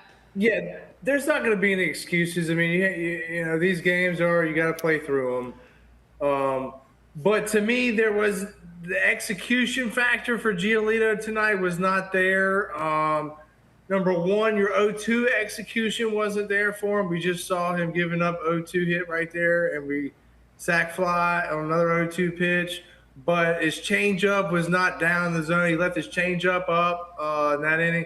And so when you combine those two things, it's going to make for a tough inning. I would imagine now the only hope is to get Eovaldi out of this game and try to get at their bullpen. Or chip away, as they always say, chip away. Yeah, and even then, you know, the odds of winning a game that you're trailing 6-0. Only the Red Sox blow games like that. Hey, so I'm going to need a little bit. Here's the thing this year on Unobstructed Views. We're going to need some positivity. I mean, it's hard to be positive in this situation right here. I need to see something. It's May 6th. I need to see something. I mean, we got 500 ball club here, Pap. There's I mean, something right there. Raffy's taking his walks. Love that. Love Raffy taking his walks. But I need to see some fire. I need to see some aggression. I need to see some guys that are out there getting the boys fired up. Because right now, it's you pretty need to see a lifeless. Dustin Pedroia out there. I would love to have a Dustin Pedroia out there. I need someone to fire these guys up. I haven't seen the fire in quite some time.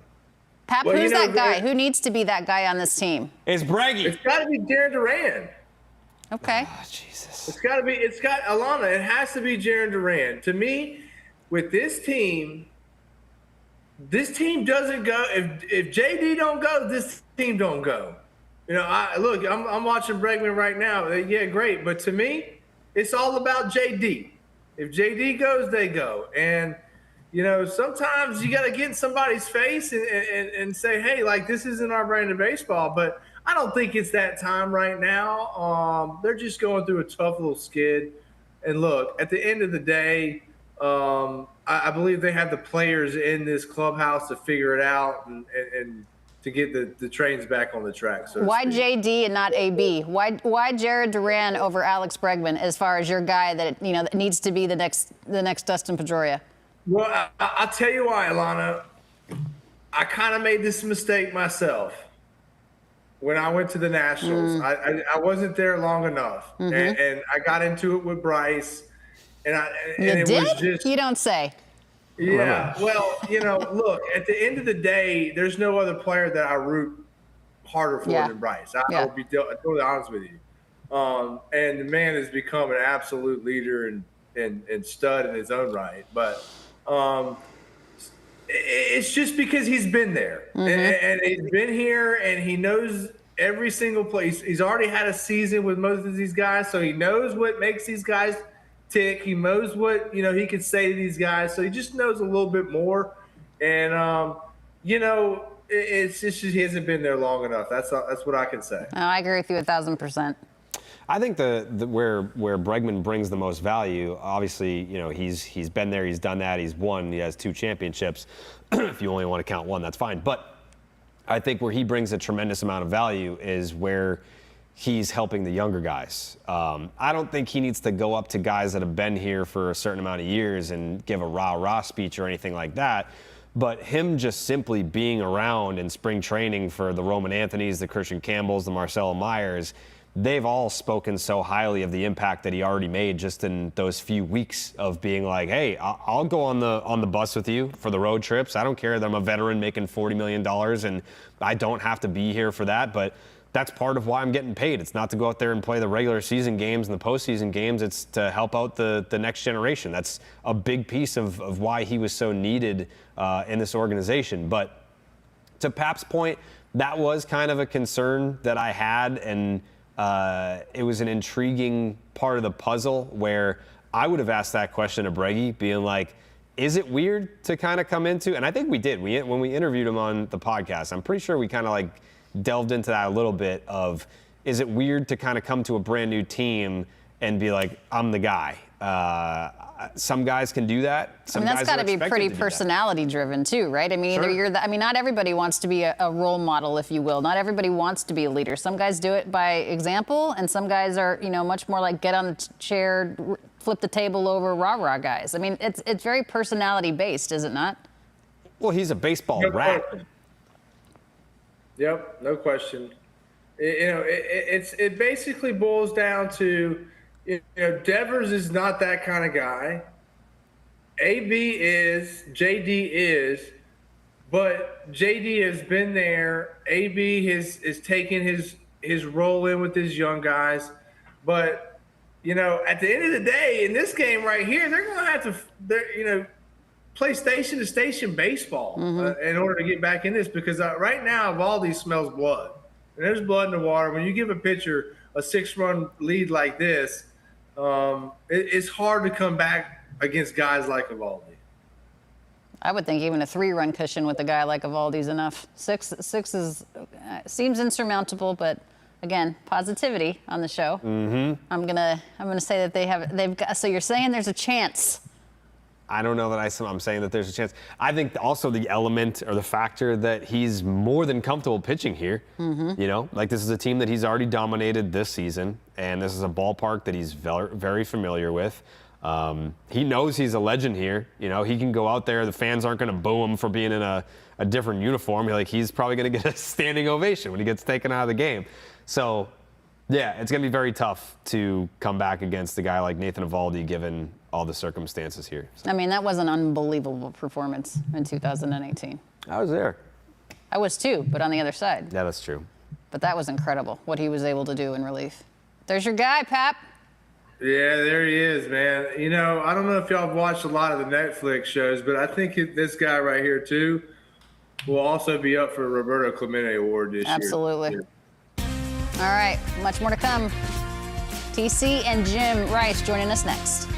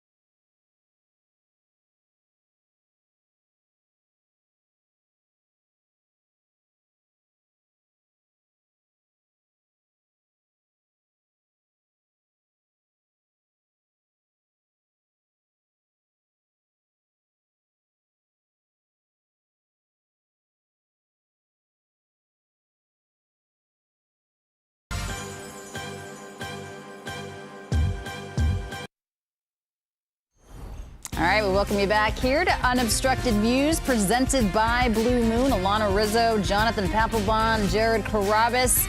Always appreciate when Tom Caron and Jim Rice can take the time to be with us. Of course, our pre- and post-game host, TC. Jim Rice, how you guys doing? We're doing fine. Doing good. Literally turning our back to the game to talk to you guys. We appreciate that. Don't worry, Jared has his eye on every single thing that's happening. I have no doubt.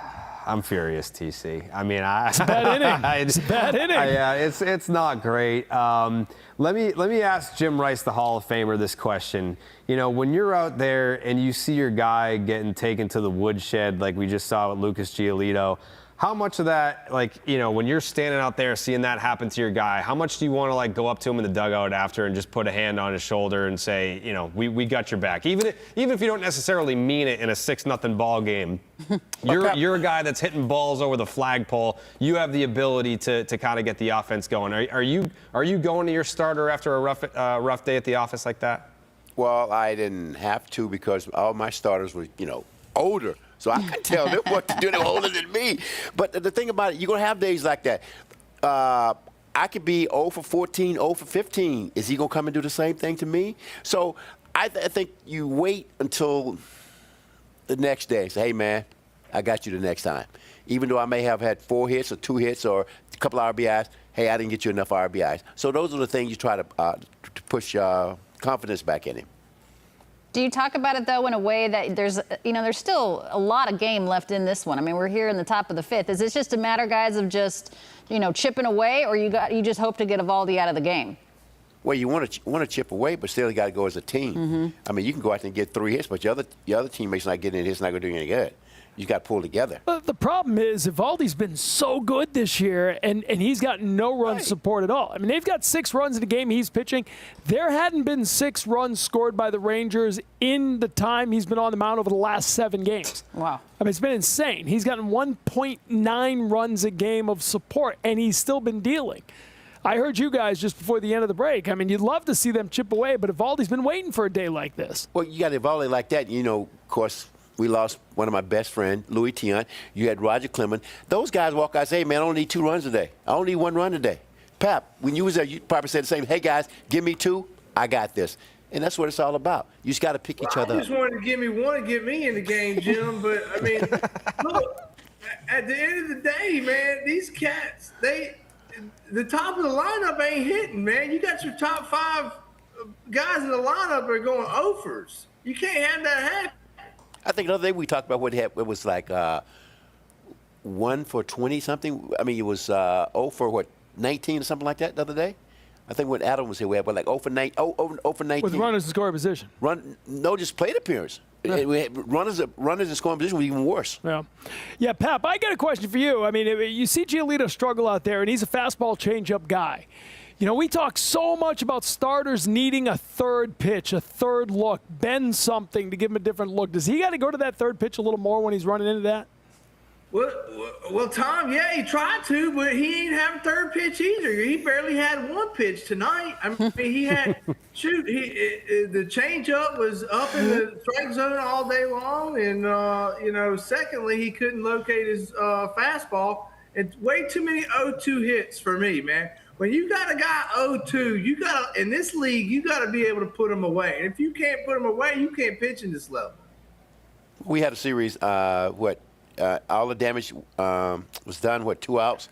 2 outs, yeah, 2 strikes? 2 outs and 2 strikes. The problem they're having is 2 strikes. Giolito in that last start had 2 outs in the 6th inning. It was an 0-2 pitch and wound up walking the guy. Then back-to-back home runs, both on 2 strike pitches. Craig Breslow was here before the game. He said that's the biggest problem this entire staff is having. You can't put guys away when you got them on 2 strikes. Pap, I mean, if you're going to throw something down in the dirt with 2 strikes, you got to make sure it's down in the dirt. It can't be up around the knees. Yeah, well, we talked with Dustin just a little bit earlier before y'all came on the show, and he talked about hitters putting at-bats together throughout the game. In fact, starting with your first at-bat and putting it together that sets you up to have success for your next at-bat and so on and so on. And you just don't see that with these guys right now at all. And you don't see the reversed end on the pitching side of it when you're setting guys up and you're setting the hitters up to punch them out. You're not able to effectively and consistently do that. And when you got guys 0-2 and you can't put them away, I mean, it's like for a guy in the dugout, he sees that, oh, man, he can't put me away. He goes up to the next guy, goes up even more confident. Pat, one thing I think hitters are not recognized or they never talk about. You can be 0 for 4, but you can be productive. You can move the guy over. See, nobody talks about that. You think you got to go out and get 4 hits? No, just be productive. And those are the things that the Red Sox are not doing right now, or not trying to manufacture runs. Or when they're in a position that they can get a run or steal a run, they're not doing that. Jim, would you like to see more guys, particularly in the top of the order, see more pitches, grind more at-bats? When you have the guys that, 1 and 2 doing that, I mean, it's got to be a lot easier for 3 through 5 in terms of your hitters. Would you like to see, what Dustin was talking about, just putting together different at-bats, seeing pitches, being a little bit more patient? You have different hitters. Myself, see ball, hit ball. You had another guy that tried to get me to when I was hitting coach, take more pitches. Nomar was hitting like 389 on the first pitch. Yeah. And then like on the second pitch, he was hitting like 370. And so I can't tell this guy, hey, Ted, when you think you got a chance at 400. No, Nomar was doing his thing. What, win a batting title a year? Can't do that. So hitters are different. What I love about a number 1 hitter, no, not a number 1 hitter. Let's talk about this. You see pitchers now, a lot of pitchers are showing the first hitter his whole sequence, all his pitches. And so by me being the 4th hitter or the 5th hitter or the 3rd hitter, I've seen everything. I know what he's going to throw, how he's got, the velocity and things like that. When Johnny Damon was on the pregame show tonight, he was one of the best at it. you know, as a leadoff hitter, Johnny Damon would go out, take 8, 9 pitches almost every night in his first at-bat, and he said, A, I was wearing out the pitcher a little bit, and B, I was letting everybody see what he's got. Right. Yeah, Let the pitcher start to worry about what's not working before that first inning is over. Nobody did it better than Johnny. But Johnny made an adjustment. In order to go 8 or 9 pitches, he had to think about choking up, fouling a lot of pitches. All those pitches that were borderline, he could have been out, but he fought those pitches off to see more Shortening pitches. the swing. Yes. Yeah. TC, were you working that game that Johnny Damon went 3 for 3 in the first inning? The first inning. Yeah, it was a Friday night game here at Fenway. And what did they end up scoring in that first inning? 27? Well, yeah, 27 total. I don't remember what the first inning was, but he was 3 for 3 in the first inning. Yeah, it was It's a week for some guys. Yeah, yes, a week there. Thanks for being with us, guys. We'll see you after the game. Good luck, All right, Alanna. yeah. Good luck. Pap, I got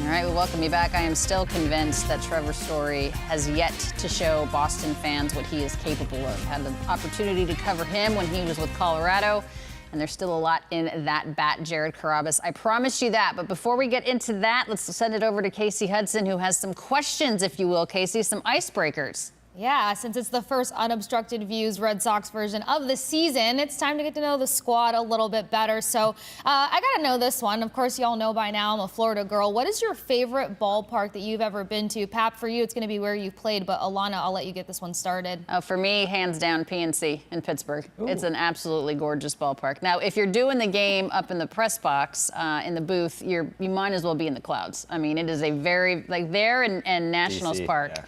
In D.C., you're very high, but PNC flanked by the bridges, obviously the Roberto Clemente Bridge, and you're on the water. That's my fave.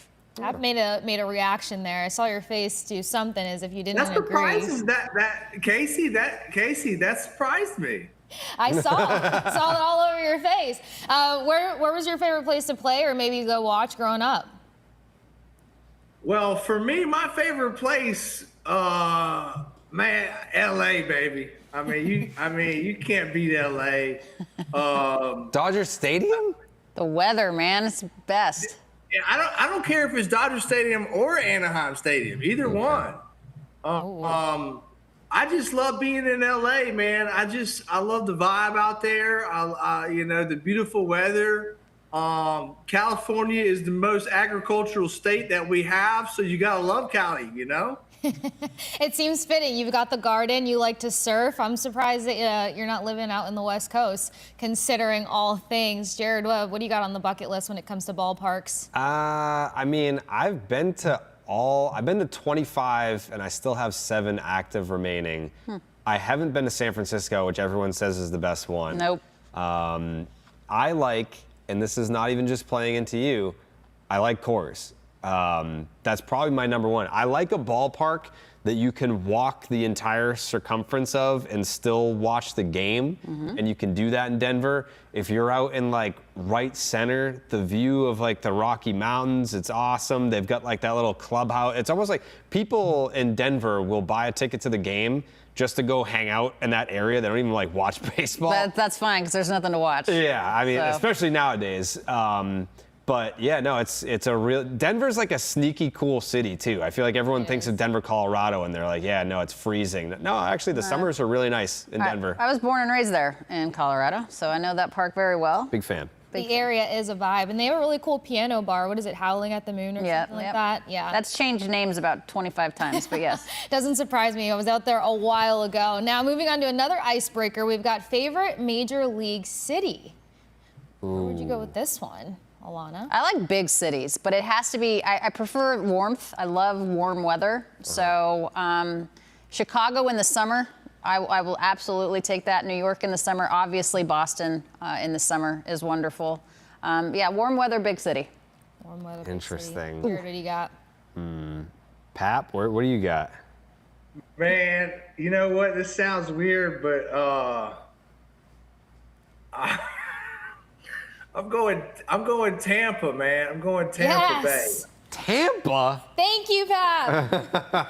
Yeah, Finally, some I'm- Tampa love. I've heard Tampa get disrespected like 5 times tonight. Yeah, so I'm going, and this is why I'm going Tampa. Well, I'm going Florida, really. So I'm going either LA on the coast, or I'm going Florida on the coast, or I'm going Mississippi down here on the Gulf Coast, you know?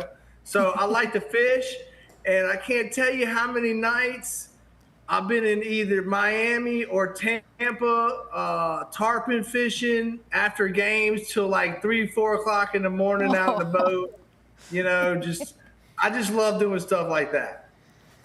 You just became my favorite even more. Giving Tampa some love, although their stadium situation pretty tragic. Yeah, great. Jared, did you pick a major league city? I love Phoenix. I mean, I love Scottsdale, so I can't pick Scottsdale, but I love Phoenix. I love Arizona. I feel like Baltimore and Cleveland get a bad rap. And yeah, Baltimore's got some bad areas, but like the harbor's really cool. I love that area down there. I love Camden. And then Cleveland, I've been there a few times. I like that area too. So if I had to pick like a favorite though, I'd probably have to pick Phoenix. All right. I like Arizona. Yeah. Took an interesting turn heading to Cleveland and then coming back. But we'll stick with Right back to Phoenix. we'll give it to you. That's totally fine. Okay, favorite baseball player growing up? There's some really solid gems to pick from on this I one. mean, mine's pretty obvious. It's Nomar Garciaparra. Like that was my guy. Obviously, Pedro comes in like in '98, but Nomar comes up in '96. July 1st, hits a home run My off goodness. John Wasden, wins Rookie of the Year in '97. Pedro gets here in '98. Obviously, Poppy, but that's not really my childhood. That was more high school. But Nomar's my guy. So you've been stalking Nomar since how long? Since I was 7. He knows where he lives. He's Still like never met. in the Still never met. bushes. That's- Where's the journal, Jared? That's that has all the further Are you details. kidding me? That is Are my you mission kidding in me life with is to that? make sure that you get to meet Nomar. We'll be right back. love that.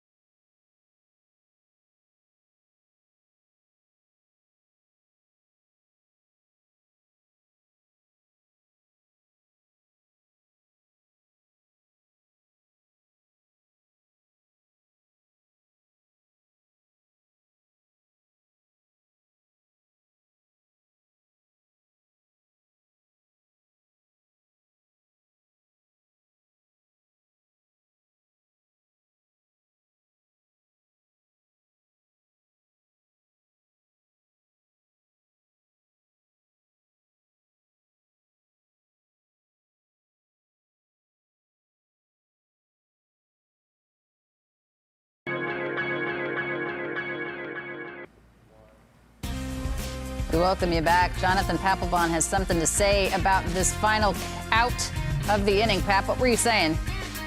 Man, look at this guy. He doesn't even know he's got the ball in his glove. There's no way. I think he's got to be joking that he didn't know. No, I honestly think he didn't realize the ball was in the glove. You don't feel the ball hitting your hand like that? That's just the way the night was going. It's just the way the night's going. That's crazy. That's a little crazy. Let me ask you guys this. So right now it seems that the Patriots are in a rebuilding mode. It seems like the Bruins are in a rebuilding mode. We know that the Celtics obviously are good, trying to repeat. But Boston Red Sox fans, well, New England fans in general, do not look kindly to rebuilds. How would you rebuild this Red Sox team to be what you want it to be? See, I think with Red Sox fans, they don't mind a rebuild if you're just honest that it's a rebuild. I think where they get frustrated and upset is where they're being told one thing, like, hey, you know, like we're going to spend, and then they don't spend, and we're going for it, and then they don't go for it, and full throttle, but then you don't do anything. Like, that's when fans get upset. I think for the most part, there's obviously tiers to fandom here. When you get to that, like, diehard or like above casual fan but below diehard fan, those fans are smart enough to know that you can't win every single year. You can't go full throttle every single year. There's windows where you're competitive. There's windows that you spend in. And right now, the Red Sox are on the precipice of one of those, of going for it. So I don't think that it's not even like a rebuild situation. It's kind of like, see what you have here with the big three. We've only seen Christian Campbell at the big league level so far. You call up Roman Anthony, you call up Marcelo Meyer, you see what that identity looks like. You know, to the conversation that we had earlier about identity, you really don't know what the identity can be until those guys are here, because we've been told for 2-3 years now that this is the future of the Boston Red Sox, and these are the guys that we're going to build around. And it's just kind of hard to visualize until you can see them on the big league roster every day playing major league games. Yeah, you're still waiting for a couple of those key guys to come up. Pap, you said it earlier that you truly believe that they have the guys in the clubhouse to make a push this year. Why do you feel that way? Well, I think they have a leader in Duran, and I think they have a savvy veteran in Devers and AB, but they're going to still have to find pitching. There's no question about it. They're still, in my opinion, are going to have to go find another starter, especially if Giolito keeps throwing like this and Tanner Houck can't get back to Houckamania form. Then our starting pitching staff is in a little bit of a trouble. We're going to have to go find somebody else to start and also bullpen guys. So I'm leaning more on the pitching side of things, but getting back to rebuilding, Alanna. In the city of Boston, yes, you can rebuild, but you can't take 3-4 years to rebuild. You can't do that. By those 3-4 years, your rebuild should have already been rebuilt. And so, you know, to me, that time is now. And that window is now. And they're spending the money now. So if they don't make playoffs this year, to me, it will be a huge and massive, massive letdown. Oh, no question. Yeah, I think the other thing, too, and you can speak to this, Pat, because you were there, but Theo Epstein in 2010 famously called that season a bridge year. And even in a bridge year in Boston, that team finished in third place. You know, we've seen since then it's a lot of last place. It's a lot of losing record. I want to say the 2010 team still had a winning record, just missed the play. Like, that's back when it took 95 wins to get into the playoffs. Mm-hmm. It's a lot different now. You have the expanded postseason. You have 3 wild card teams. It's never been easier to make the playoffs, and the Red Sox still haven't made the playoffs in that format. Do you think that is the biggest shift of mindset? It's like, well, we have all these other opportunities to get in because of the 3 wild cards in each league. So we don't necessarily have to run things the way that we used to when that wasn't an option. It's that, and I think now when you get to the trade deadline, and we've been through many trade deadlines here in Boston where the Red Sox have gone out and made a big splash, gotten an impact player at the deadline, but now because there's so many teams that are A, in a playoff spot, or B, in striking distance of one, there's only a small finite number of teams that you can make a deal with, because all these other teams are like, yeah, like, you know, we're 3 games back of a wild card spot. And it's like, yeah, you and everyone else. Like, you know, so you get to the deadline and there's like 5 sellers. You know, I think what would help that situation is making the deadline, like you push it back to like August, you know, then you can really have a bigger pool of teams to make deals with. But right now, as it's set up, you get to the trade deadline and it's like, yeah, how many teams out there are really saying like, yeah, we're out, we're not in it? Like, there's just way more teams that are in it now. I just don't think the Red Sox are ever allowed to say we're not in it. Like, that doesn't play here. No, and I think the worst part about those. But here's another thing, guys. When you're in this city, right? Celtics have won. The Bruins aren't winning right now, but have won. Red Sox have won. Patriots have won. And so all these fans have the opportunity to say, well, you know what? If the Red Sox suck, we don't have to buy season tickets again. Let's just go start watching the Celtics, or let's just go start watching the Patriots. But the asses are still in the seats here, and the expectations are still here. So you have to put together wins. And you have to get to the playoffs this year. No question about it. I think the other thing, too, is, you know, these past few years here where they haven't made the playoffs, they at least have given us the illusion that it's possible. Like, these haven't been dumpster fire Red Sox teams. They've been teams that you get to the trade deadline and you're in it. Oh, boy. See, this is the thing. There we go. All right. Corey, if you had a different runner, then. Rebound. Yeah.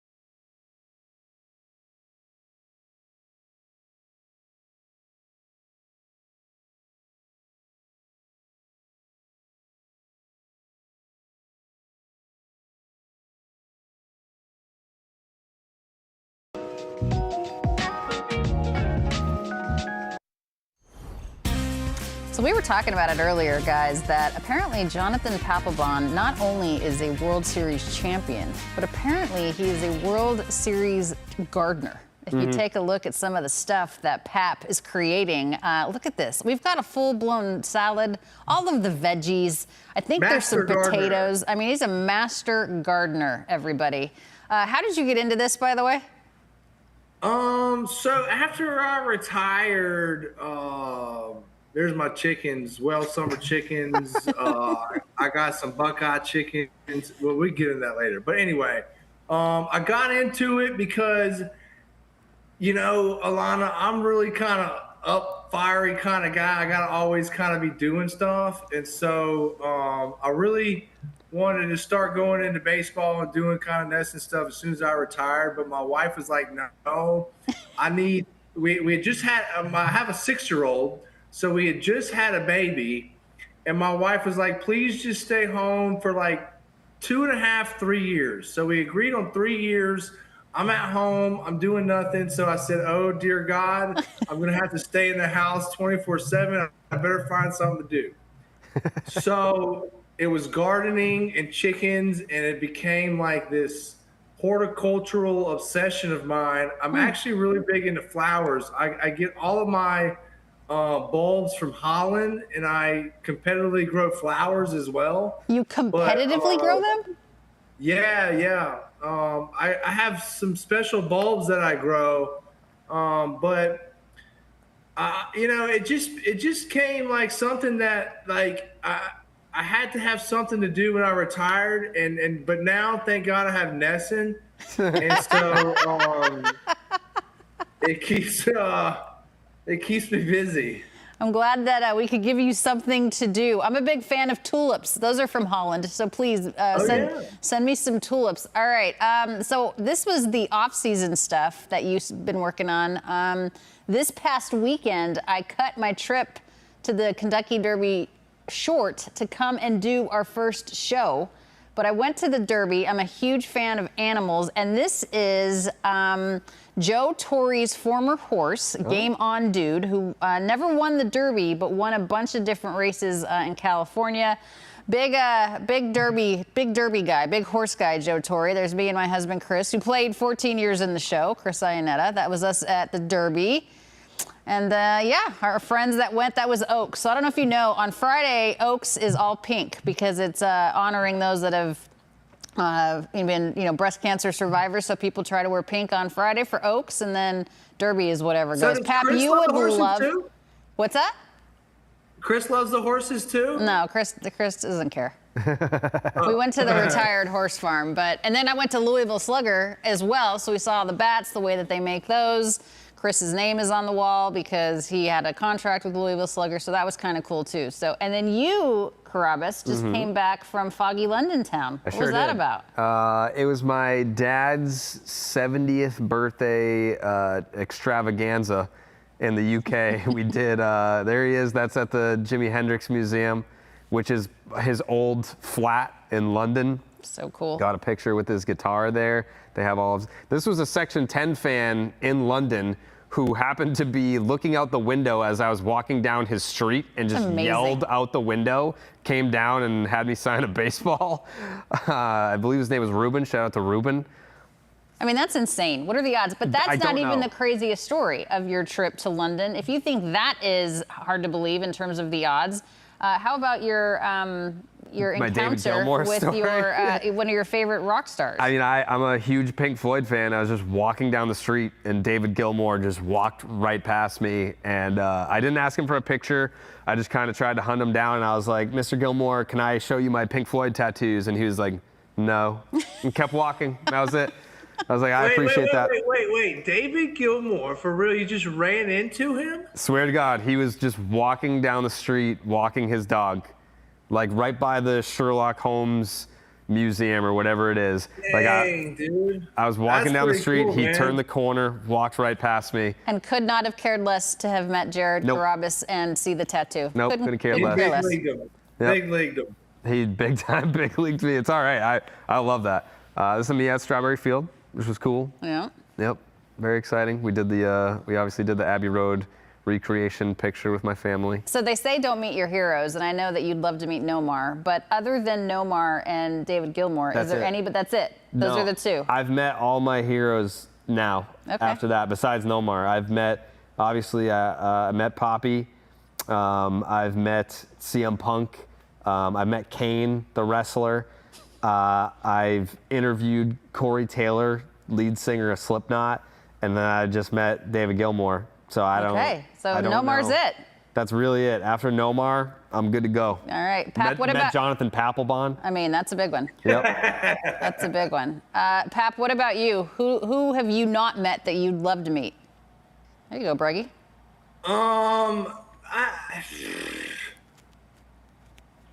I don't know, man. Actually, I probably I just missed on meeting Donald Trump. I'd love to meet Donald Trump. Okay. I mean, I know he's a big Mets fan, but I was in a restaurant one night in New York, and we were all at the same restaurant, and I didn't have the balls to go up to him and say hello. I thought he'd just big league the shit out of me, so I didn't care. But anyway, and I think I was with my agents or something who were out of New York, but I don't know. Like for me, like my heroes growing up were, Mark McGuire, steroids and all, and Jose Canseco, man. And I just loved baseball players growing up. Nolan Ryan was one of them as well, but and obviously Roger Clemens. Yeah. And I've got a chance to meet all those guys. So, but I would say the favorite person I've ever met was Lil Wayne. Oh. Okay. Yeah, Lil Wayne. Lil Weezy, man. He's from down south, right? Down here from New Orleans, New Orleans is only about an hour from my house. So I got to meet him one night. Man, damn, we had a great time. It was a great night. I bet it was. Did you hear about his 24-hour rule, Pap? 24-hour rule? No, I don't have that. I don't know about that. I don't know if it was 12. It might have been a 12-hour rule. So he was on the guest list when me and Poppy were doing our podcast together. And he has, I believe it's a 12-hour rule where he gives you a 12-hour. There we go. All right, Campbell. I told you, just chip away. Get in here, Breggy. We got one. He gives you a 12-hour window where he could show up at any time.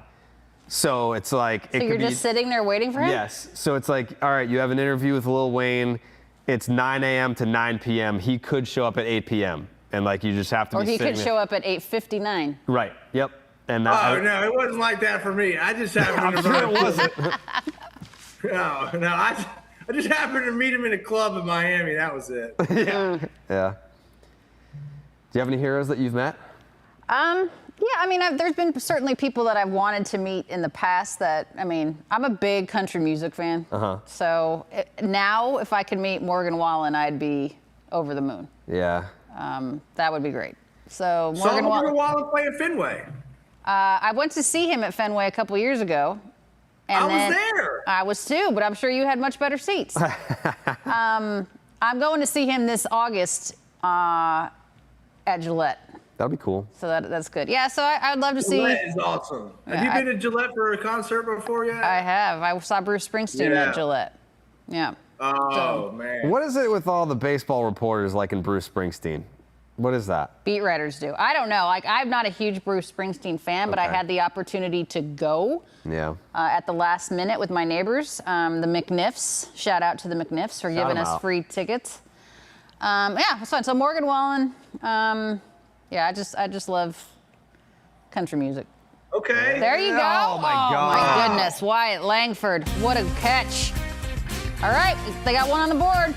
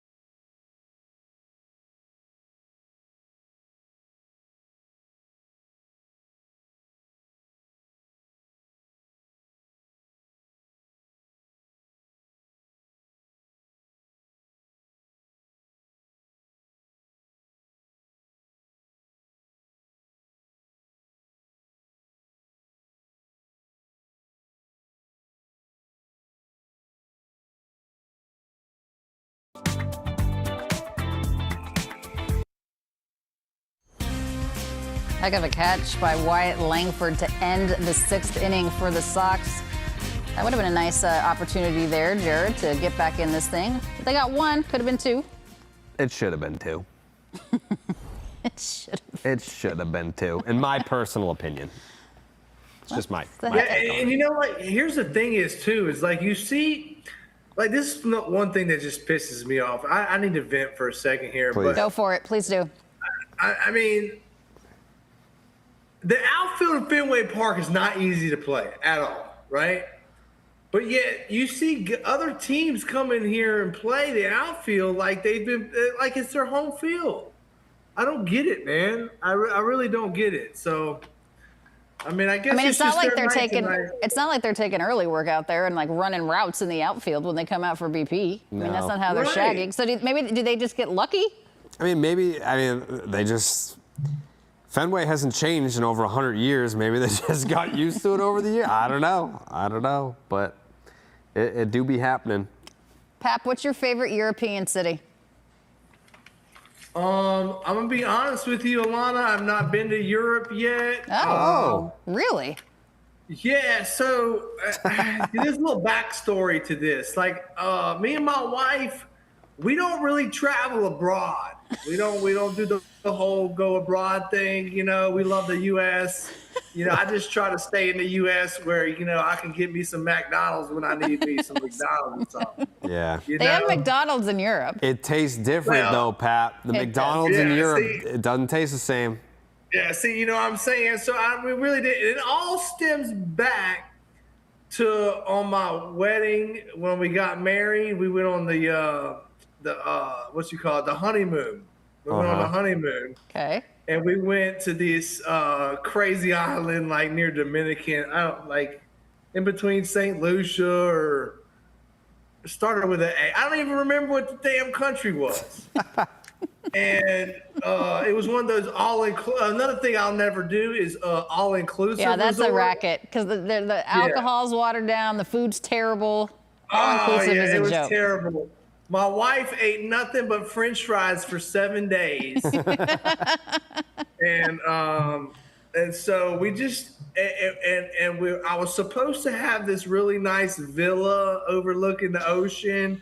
Well, there happened to be construction. It just became one big, cluster. Mm-hmm. And so then we tried to go to South America after that. No, that didn't happen. That was a terrible trip. It just. All right. What about going to it's still the U.S., but it's not mainland. So what about Alaska or Hawaii?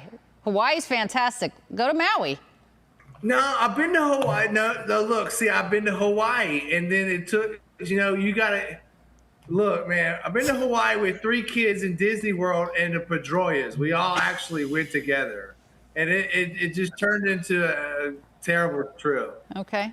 So you don't need a passport is basically the lesson that we've learned. Actually, my passport is expired. Well, you don't need it, so it doesn't matter. That's fine. Yeah. That's fine. What about you besides London? I've only left the country one other time. I went to Montreal for a bachelor party, and then just this one time where I went to London and Liverpool. That's the only other time that I've left the country. I travel. There's not many places that I've been that don't have a major league team. Okay. I don't often travel. Your whole life is this sport. That's it. Yeah, I don't travel for pleasure. I don't. Yeah, it's not like I went to London because it was my dad's birthday. I went to Disney because it was my girlfriend's daughter's cheer competition. Like if I'm traveling, it's usually for work or not for me. Okay. So tell us all about the Montreal trip. I want to hear more about that. Yeah, he wants to hear about the bachelor party. My brother-in-law's bachelorette party was in Montreal too. I wonder if you guys were at the same one. Yeah, I had a good time. Montreal bachelor party. Well, we went to go see the Bruins play the Canadians. That was definitely part of it. It wasn't all of it. That's not why you went. That is why he was a big Bruins fan. I'm not saying that's all we did, but that is certainly that was the focus of it. But yeah, no, we had a good time. I had a good time in Montreal. Shout out to Montreal. Man, we cannot get out with 2 outs, man. We just cannot get that third out. No. No. We can't. It feels like it's 15-1. Like 6-1 isn't the worst situation in the world, but it feels much worse than it actually is. No, Well, they can't tack anything else on here. No, Alanna, they're not. They're not. And here's the thing: is there's still the 7th, the 8th, and the 9th here to play. So they're already getting into our bullpen for the next 2 games of this series. Mm-hmm. I know. That's why you need your starters to go deep, but that doesn't happen very often anymore in this game. Giolito just didn't have it tonight. No. Yeah, at least they're not showing high leverage guys. Like Newcomb's going to eat it tonight. Yeah, Newcomb's going to have to be one of those guys where, even if he's at, 38 pitches right now, we might need 50 out of you tonight. Yeah.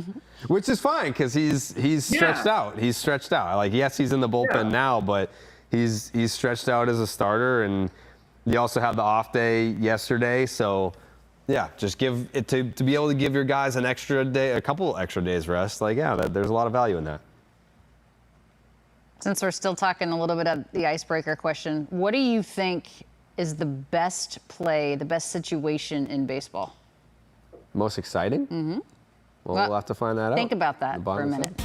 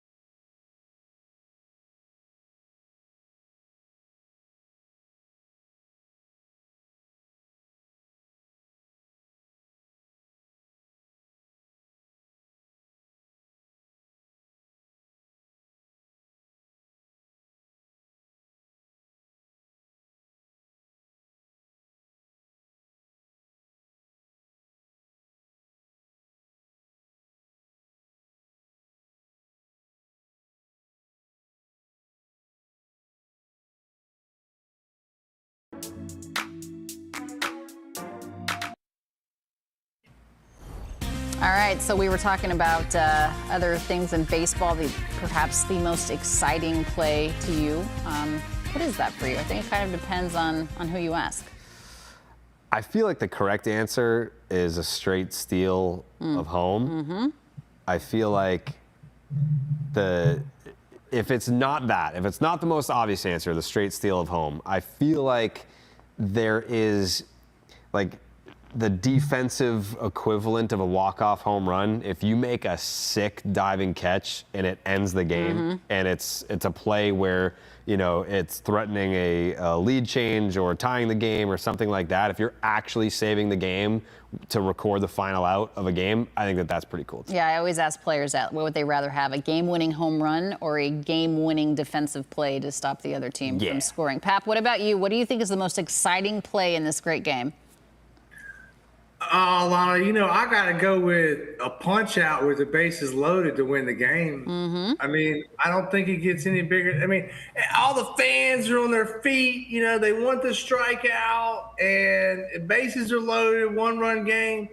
and bam, you punch it. I don't think it gets any better than that. I mean, Pap, I would argue that striking out the final batter to win the World Series, something that you did, was more exciting. I don't know. Yeah, no, that's what I'm saying, man. But actually, Jared, do you know the difference between a strikeout and a punch out? We talked about this. Come on, you got There you this. go. Damn, we talked about this. Why am I forgetting all of a sudden now? A strikeout is a strikeout swinging. A punch out is when the umpire's punches them out looking. Looking, okay. All right. That makes sense, I guess. Yeah. So you had a strikeout. Yeah, so I had a strikeout. So there's nothing better than striking out somebody to end the World Series or a game with bases loaded. I think a perfect game's pretty sick. Oh. Yeah, but not like perfect game is awesome, but like there's definitely some guys that have thrown perfect games that they kind of sucked, you know, like Dallas Braden. He's not. Oh, wow. Like there's guys where it's like, you know, that you have like these dominant perfect games, and then you have a guy like Dallas. Yeah, I mean, you have like a Roy Halladay perfect game, and then you have a Dallas Braden perfect game. They're a little different. Yeah, it's a little different. Yeah, like Dallas is ugly. Like there's other guys that, you know, they go on to have these Hall of Fame careers, and they've thrown a perfect game. Like he scratched his way through it pretty much. You know, Roy Halladay dominated it. Yeah, it was like 20 ground ball outs and like a couple of strikeouts. Like that, like your defense really had your back that day. I think a straight steal at home is the most exciting. Perfect games are pretty cool. I've seen 7 no-hitters in person, and I almost saw a perfect game. Really? I saw 7 no-nos in person, and I almost saw a perfect game until Hanley Ramirez botched the play at third for Kershaw's no-hitter. I almost saw a perfect game. Mike Mussina's at Fenway. That was September 2001. I did see Sean Manaea no-hit the Red Sox in Oakland. Okay. So that was cool. Not really, but I know it was. Yeah. I saw Josh Beckett no-hit the Phillies. As a Dodger. As a Dodger. After Josh Beckett came back from the thoracic outlet syndrome. Wow. We'll talk more about that when we come back.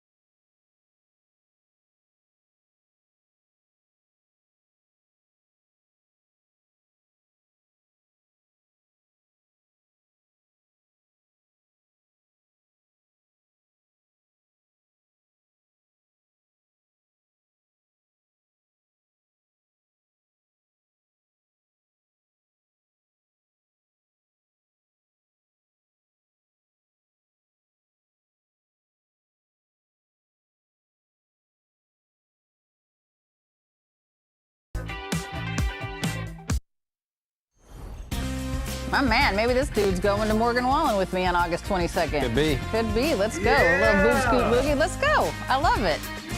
All right.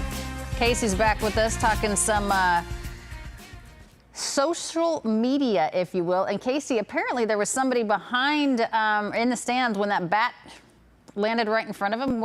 do you have? Yeah, I think Benjamin has the scoop for us on this. Okay. He said, person behind me got hit with a flying bat. What should you get from the Red Sox as a consolation? What's a good consolation prize for getting whacked with a bat at a baseball game that you chose to go to? I don't know. Yeah, I'm with her. I know what she's saying. It's like, you shouldn't get anything. Those are the risks that you take. Nah, in my media room, I think I have like a replica sign from Fenway where it's like, you know, be on alert, balls and bats come into the stands. Like when you buy the ticket, it's basically on the back of the ticket. It's a little contract where it's like, hey, we're not liable for any of this. You got to pay attention, head on a swivel out there. So I think at the worst case, you keep the bat. Yeah. And even then, it's not yours. Give the bat back. I just saw somebody wearing a Section 10 jersey in the stands. Pap, let me ask you this, and I've always wondered this question, you guys, along with Casey was asking us. If somebody hits a milestone home run, or somebody does something that is a milestone in their career, and the fan is basically holding the ball hostage, what's your opinion on that? Well, I don't blame them. Honestly, I don't blame them. But at the same time, you got to figure out how, you're going to work it, right? You got to you got to give up the ball at some point, or you got to give up the bat, whatever it may be. But some guys can be real jerks about it. Yeah, I just for example, when Shohei hit his 50th home run or whatever it is, Aaron Judge hitting, breaking the record in the American League for home runs. I can understand you want an exchange of something from the team. But to hold the ball like that hostage. Now, if the player doesn't care, then that's one thing. But if the player wants it back, to hold it hostage just to see what, how high of a going rate you can get, that irritates me. I think it largely depends, though. I think if it's, say, I caught Christian Campbell's first big league home run, all I'm asking for is, can I get a picture with you? We'll hold it up, and then you can have the baseball. I don't want anything but a picture. If I'm catching Shohei Ohtani's 50-50 home run, and I know that I can fetch $1 million for it, then I'm like, that's a little bit different, obviously it would be nice to give back to Shohei Ohtani, but if it's life-changing money for someone, you can feed your kids and your kids' kids with the money, I don't mind when they're like, nope, I'm going to make a business decision. At that point, it becomes a business decision. But I remember, this is going to be more Tampa slander, but I remember, I think Tristan Casas hit his first big league home run in Tampa, and the fan was holding it hostage. It's like, what do you really think you're going to get for a home run baseball that is hit by someone who's making league minimum and was living in a hotel down the street in Boston? And it's just, I don't know, you want to give that to, that means something. I think he gave it to his family, it's sentimental. But when you're talking about Shohei Ohtani, who just signed for $700 million, and it's the Dodgers, they're worth $9 billion as a franchise, and you can make a nice little, not even nice little, it is life-changing money what that baseball is worth. It's all different circumstances. Pap, what's your most prized possession in terms of baseball memorabilia? Hold on, let me get it for you real quick. Okay. Oh, boy. I think he's going to get the 07 ring. If I were to... You think so? If you're a betting man? Yeah, I think he's got the 07 ring. Oh, dear. Please don't fall. Uh-oh. Please don't fall. What are we doing, Pap? Oh, boy. I don't trust him. Oh, boy. Yeah, it's late. It's the 8th inning. It's... Okay, so this is my jock strap. Oh, God. Oh, wow. In 2007, I got my jock strap signed by the whole team. Okay. See that? And Kurt Schilling decided to say where my poop stains are on the back here. That's wonderful. And has that been washed since the 07 championship? No, it hasn't. Look, it's still dirty on the inside. That's wonderful. I told you guys it was going to be all unobstructed views, and that is absolutely an unobstructed view. That's the one time I wish my view is obstructed. I did not want to see. Let me hang this back up real quick.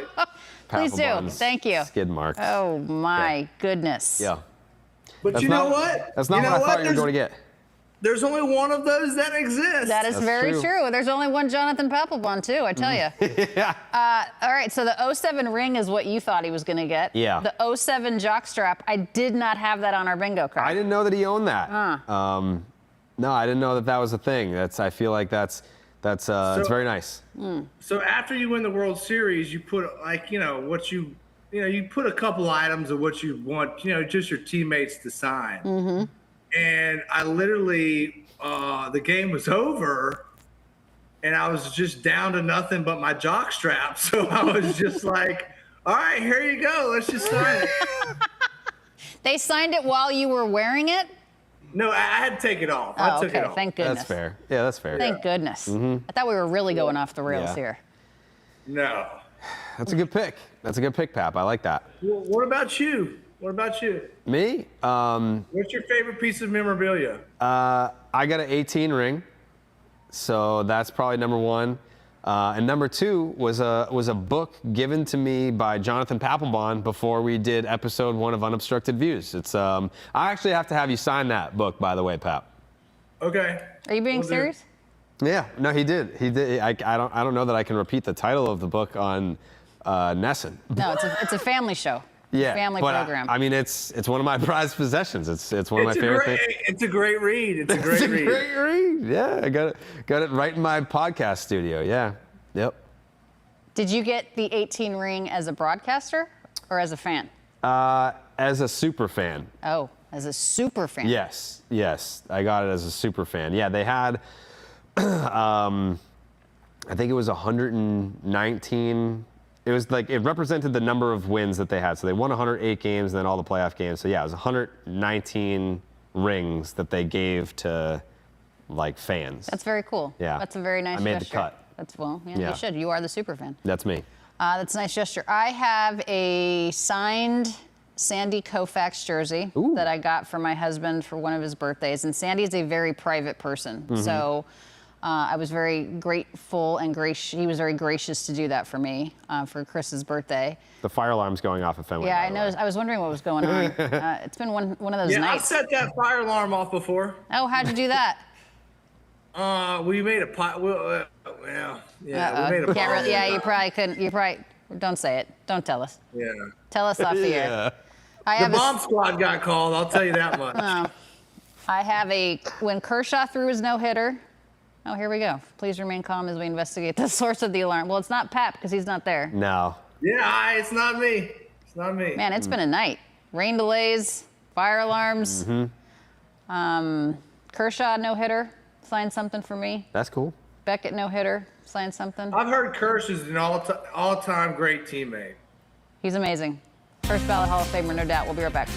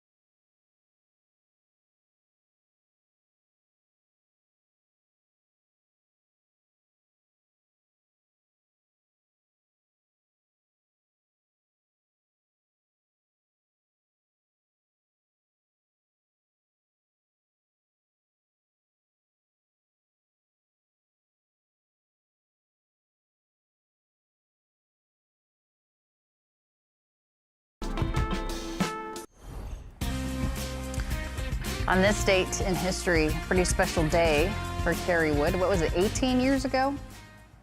That would have been 2003? Yeah, so 98. No, it was was a it long 90? time It was ago. 98? Way more than, 2003. I'm totally wrong. Damn. Kerry Wood, the 20 strikeout game. Yeah, 20 strikeouts, no walks. No walks. And only 1 hit allowed. It is, according to Game Score on Baseball Reference, statistically the greatest game ever pitched. It's incredible. Yes. So Glendon Rush, who used to pitch for the Cubs and for the Colorado Rockies, among other teams, the New York Mets, he's doing a documentary, if you will, on all of the 20 game winners and all of the 20 strikeout games, if you will. Yep. Is he counting the Randy Johnson one? I believe he is. Yeah. Because I know he interviewed Randy for the piece. Okay. Yeah. Yeah. So I think it was like Randy struck out 20 in 9 innings, but the game went into extras, innings, so it's correct. not observed Correct. as a 20 strikeout game. Correct. But if you strike out 20 in 9, then that's a 20 strikeout game. Correct. Yeah. So Glendon Rush is working on that. That's pretty cool. Yeah. This so guy right here has found 2 balls in his glove tonight. Yeah, you're right. You are right. So I think it's Clemens did it twice. Okay, we got a pitch and change. We'll BRB.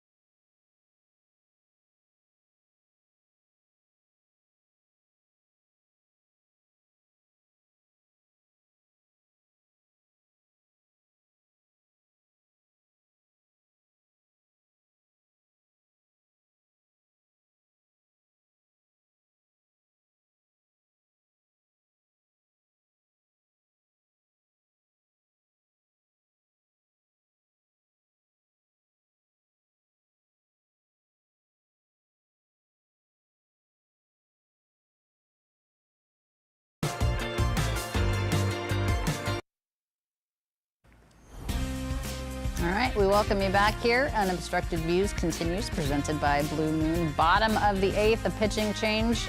What were we talking about before we BRB'd? I don't know, but during the break, this is the first time I revealed to Pap that I have a Papelbon jersey in my collection. Big jersey guy? I'm a Mitchell and Ness mesh V-neck jersey guy. Like, I won't buy a jersey of someone that's playing right now. Like, I would say in the last 10 years. Why, is that too much of like fanboying? Yeah, it's weird. But like all the jerseys that I buy now, they're guys that are like, I want to eventually have a jersey from every team, but it's got to be someone that's like older than me, that's definitely retired. Now, are you shadow boxing these jerseys? Are you hanging them up? No. Are you displaying them? What are you doing? No, I got like a sneaker closet. So like the left side is all sneakers, and then the right side's like all jerseys. All right, Pap, were you a jersey? I mean, before you became a big leaguer. I mean, did you collect cards? Were you jerseys? No. Did you get autographs? I was a card collector, and then I was a big Ted Williams collector when I got to Boston. Actually, this is a Ted Williams duck call. A what? Really? Get out of here.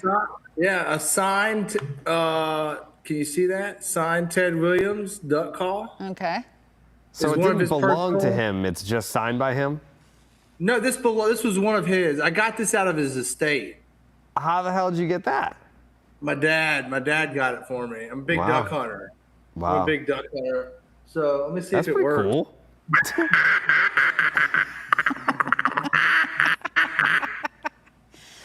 My husband just got a turkey call.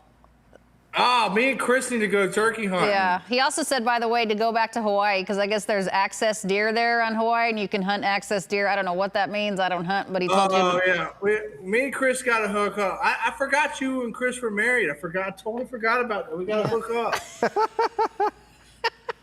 I think, actually, you know what? I think Chris didn't own me when I played it. I think he raped me. That was my next question. I don't know. I don't know what I can find that. what the numbers were. No, I can find that. I swear to God, I think if I had to get, I think he owned me. I'm absolutely going to look that up right now. You guys talk amongst yourselves as I find this. Yourselves. All right, so you got Ted Williams. Obviously, that obsession makes sense. We already talked about the heroes that you want to meet. Got that done. Yeah, so for me though, but like I don't like nothing unless it's game used. In fact, you know, Alanna, like what jock we need straps? to do is exactly, just like that. You know, so I like those little niche things that like people don't have. In fact, I've got a friend that did he get drilled? Yeah, it's 0 for 1.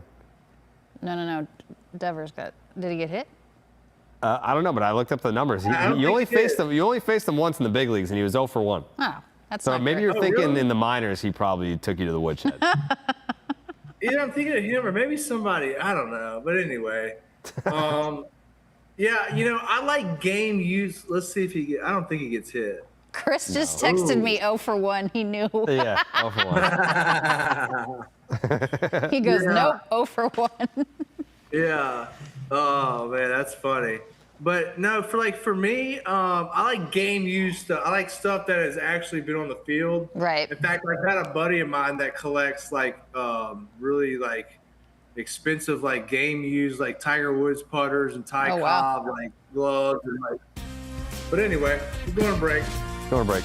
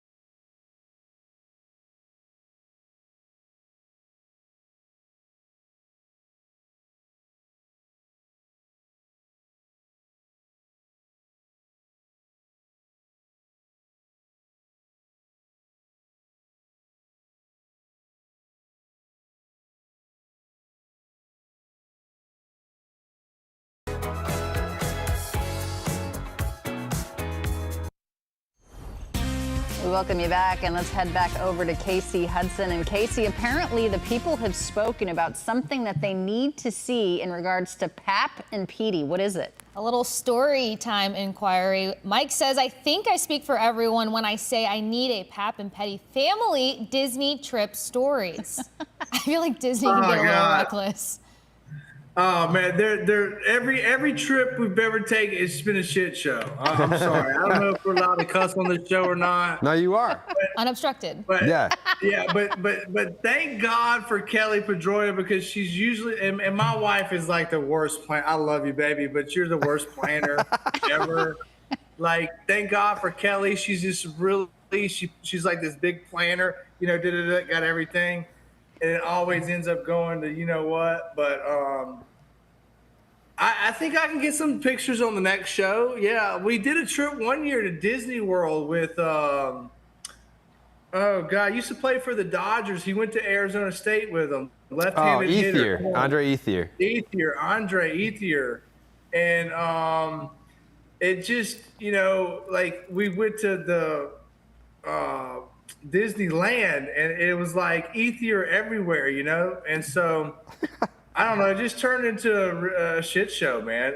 I'm telling you, I'm the worst person to go on vacation with. You just look, I live in Mississippi. I got 13 acres and a big home, and I'm just fine with it. You know, just don't leave me alone. Preach, dude. Hey, Preach. I don't. The older I get, the more I don't want to leave the house. So I get it. I absolutely get it. Did you? What was Petey like as a Disney dad? Did he get stressed out? Did he go with the flow? I can't imagine him at Disney.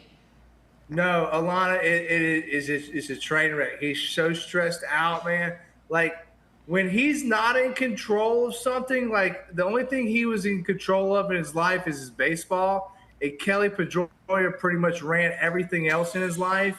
Like, honestly, I don't know if he would have been as good as he could have been without her. Yeah. Because, like, she literally, like, did everything for him, you know? My wife kind of threw me to the wolves, but anyway. Like you're doing to her now? Yeah. Yeah, exactly. So, but going on vacation with them is always great. It's such a cluster. Have you gone on vacation with Millar? I would imagine that's an experience as well.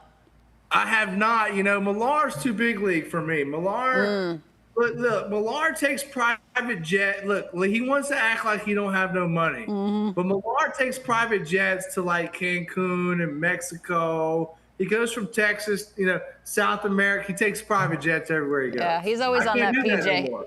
He's always talking about PJ's Boys Club, Real 1-5, 04 champs. That's right. Yeah. I like those PJ's days. Those are over with for me now. I fly first class. This is what I do. Oh, well. That's still pretty nice. Bougie, yeah. No, first class. I mean, I used to fly PJ on the day home, and you know, got an off day and go home and all that stuff. But nah, man, not anymore. You know, I got 3 kids. Let me ask you this. So Britt Giroli does a great job. She's been a longtime writer. Now she writes for The Athletic, and she just did a story the other day about big leaguers that are super cheap when it comes to certain things. What's the one thing that you refuse to spend money on, even though you have the money to do it? I will tell you this much. I refuse to pay somebody for lawn service. So what I do is I cut my own lawn. I weed my own gardens and all that. So I do my own gardening. Okay, I'm impressed. We'll be right back. More to come on that. I want to know what you won't spend money on.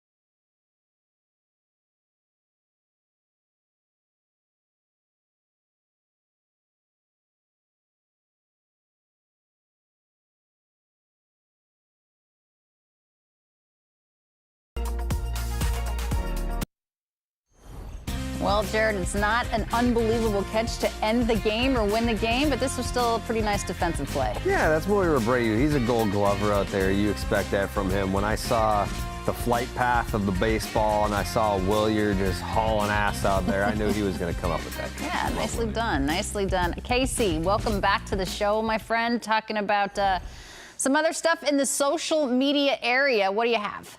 Well, we had a weird, interesting tweet coming in. I'm learning a lot in New England, but somebody was doing a grip check throughout Fenway. I saw this. For context, I'm pretty sure I saw clam chowder in the guy's in somebody's palm. I don't want to say who. I don't know who it is, but.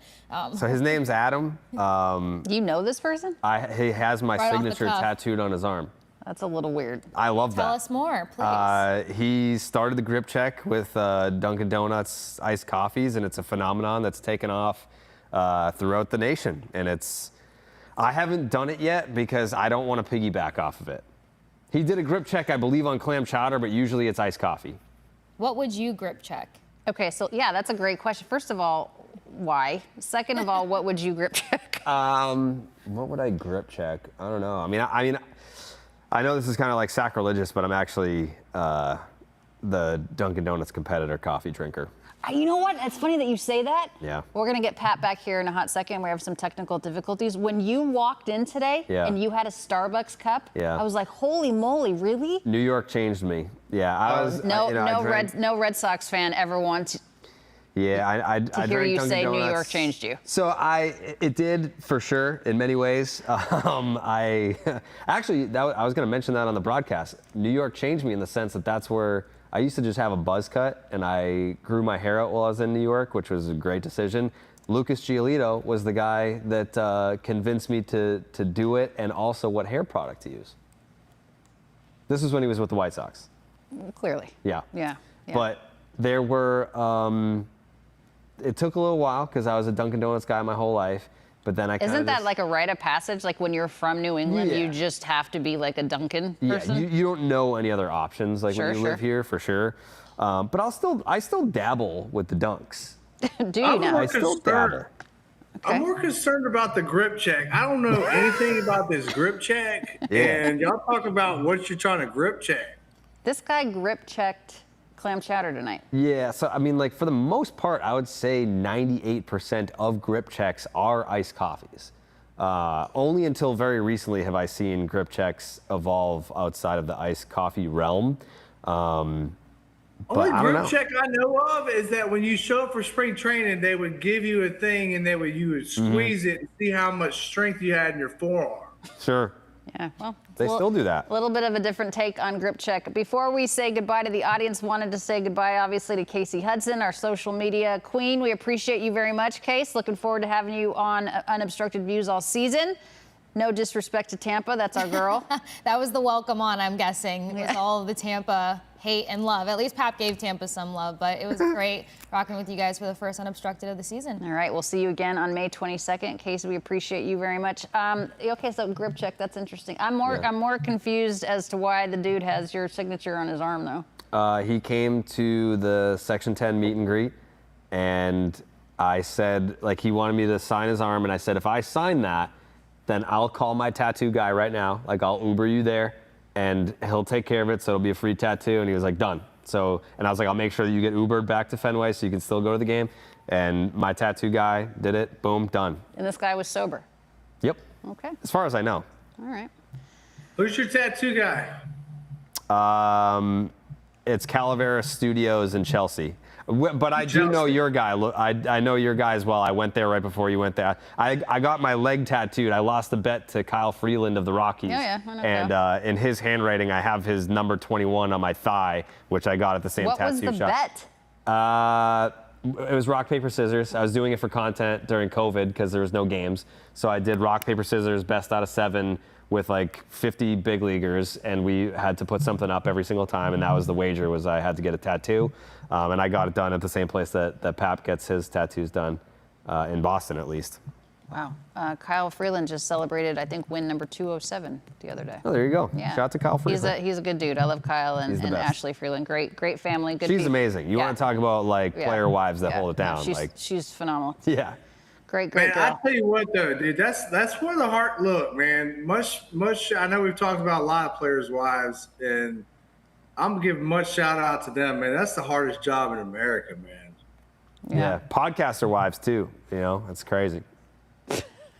You still did it when you were in London, your podcast. That's true. That's true. I did do that. This is nice to be able to watch a Red Sox game and it not be 3:30 in the morning when it's over. Pap, how many tattoos do you have? Oh God, I don't know. My whole back and my arms are done. A lot. Okay, so you got a lot. Yeah. What's your most coveted tattoo? I would say my most coveted tattoo would be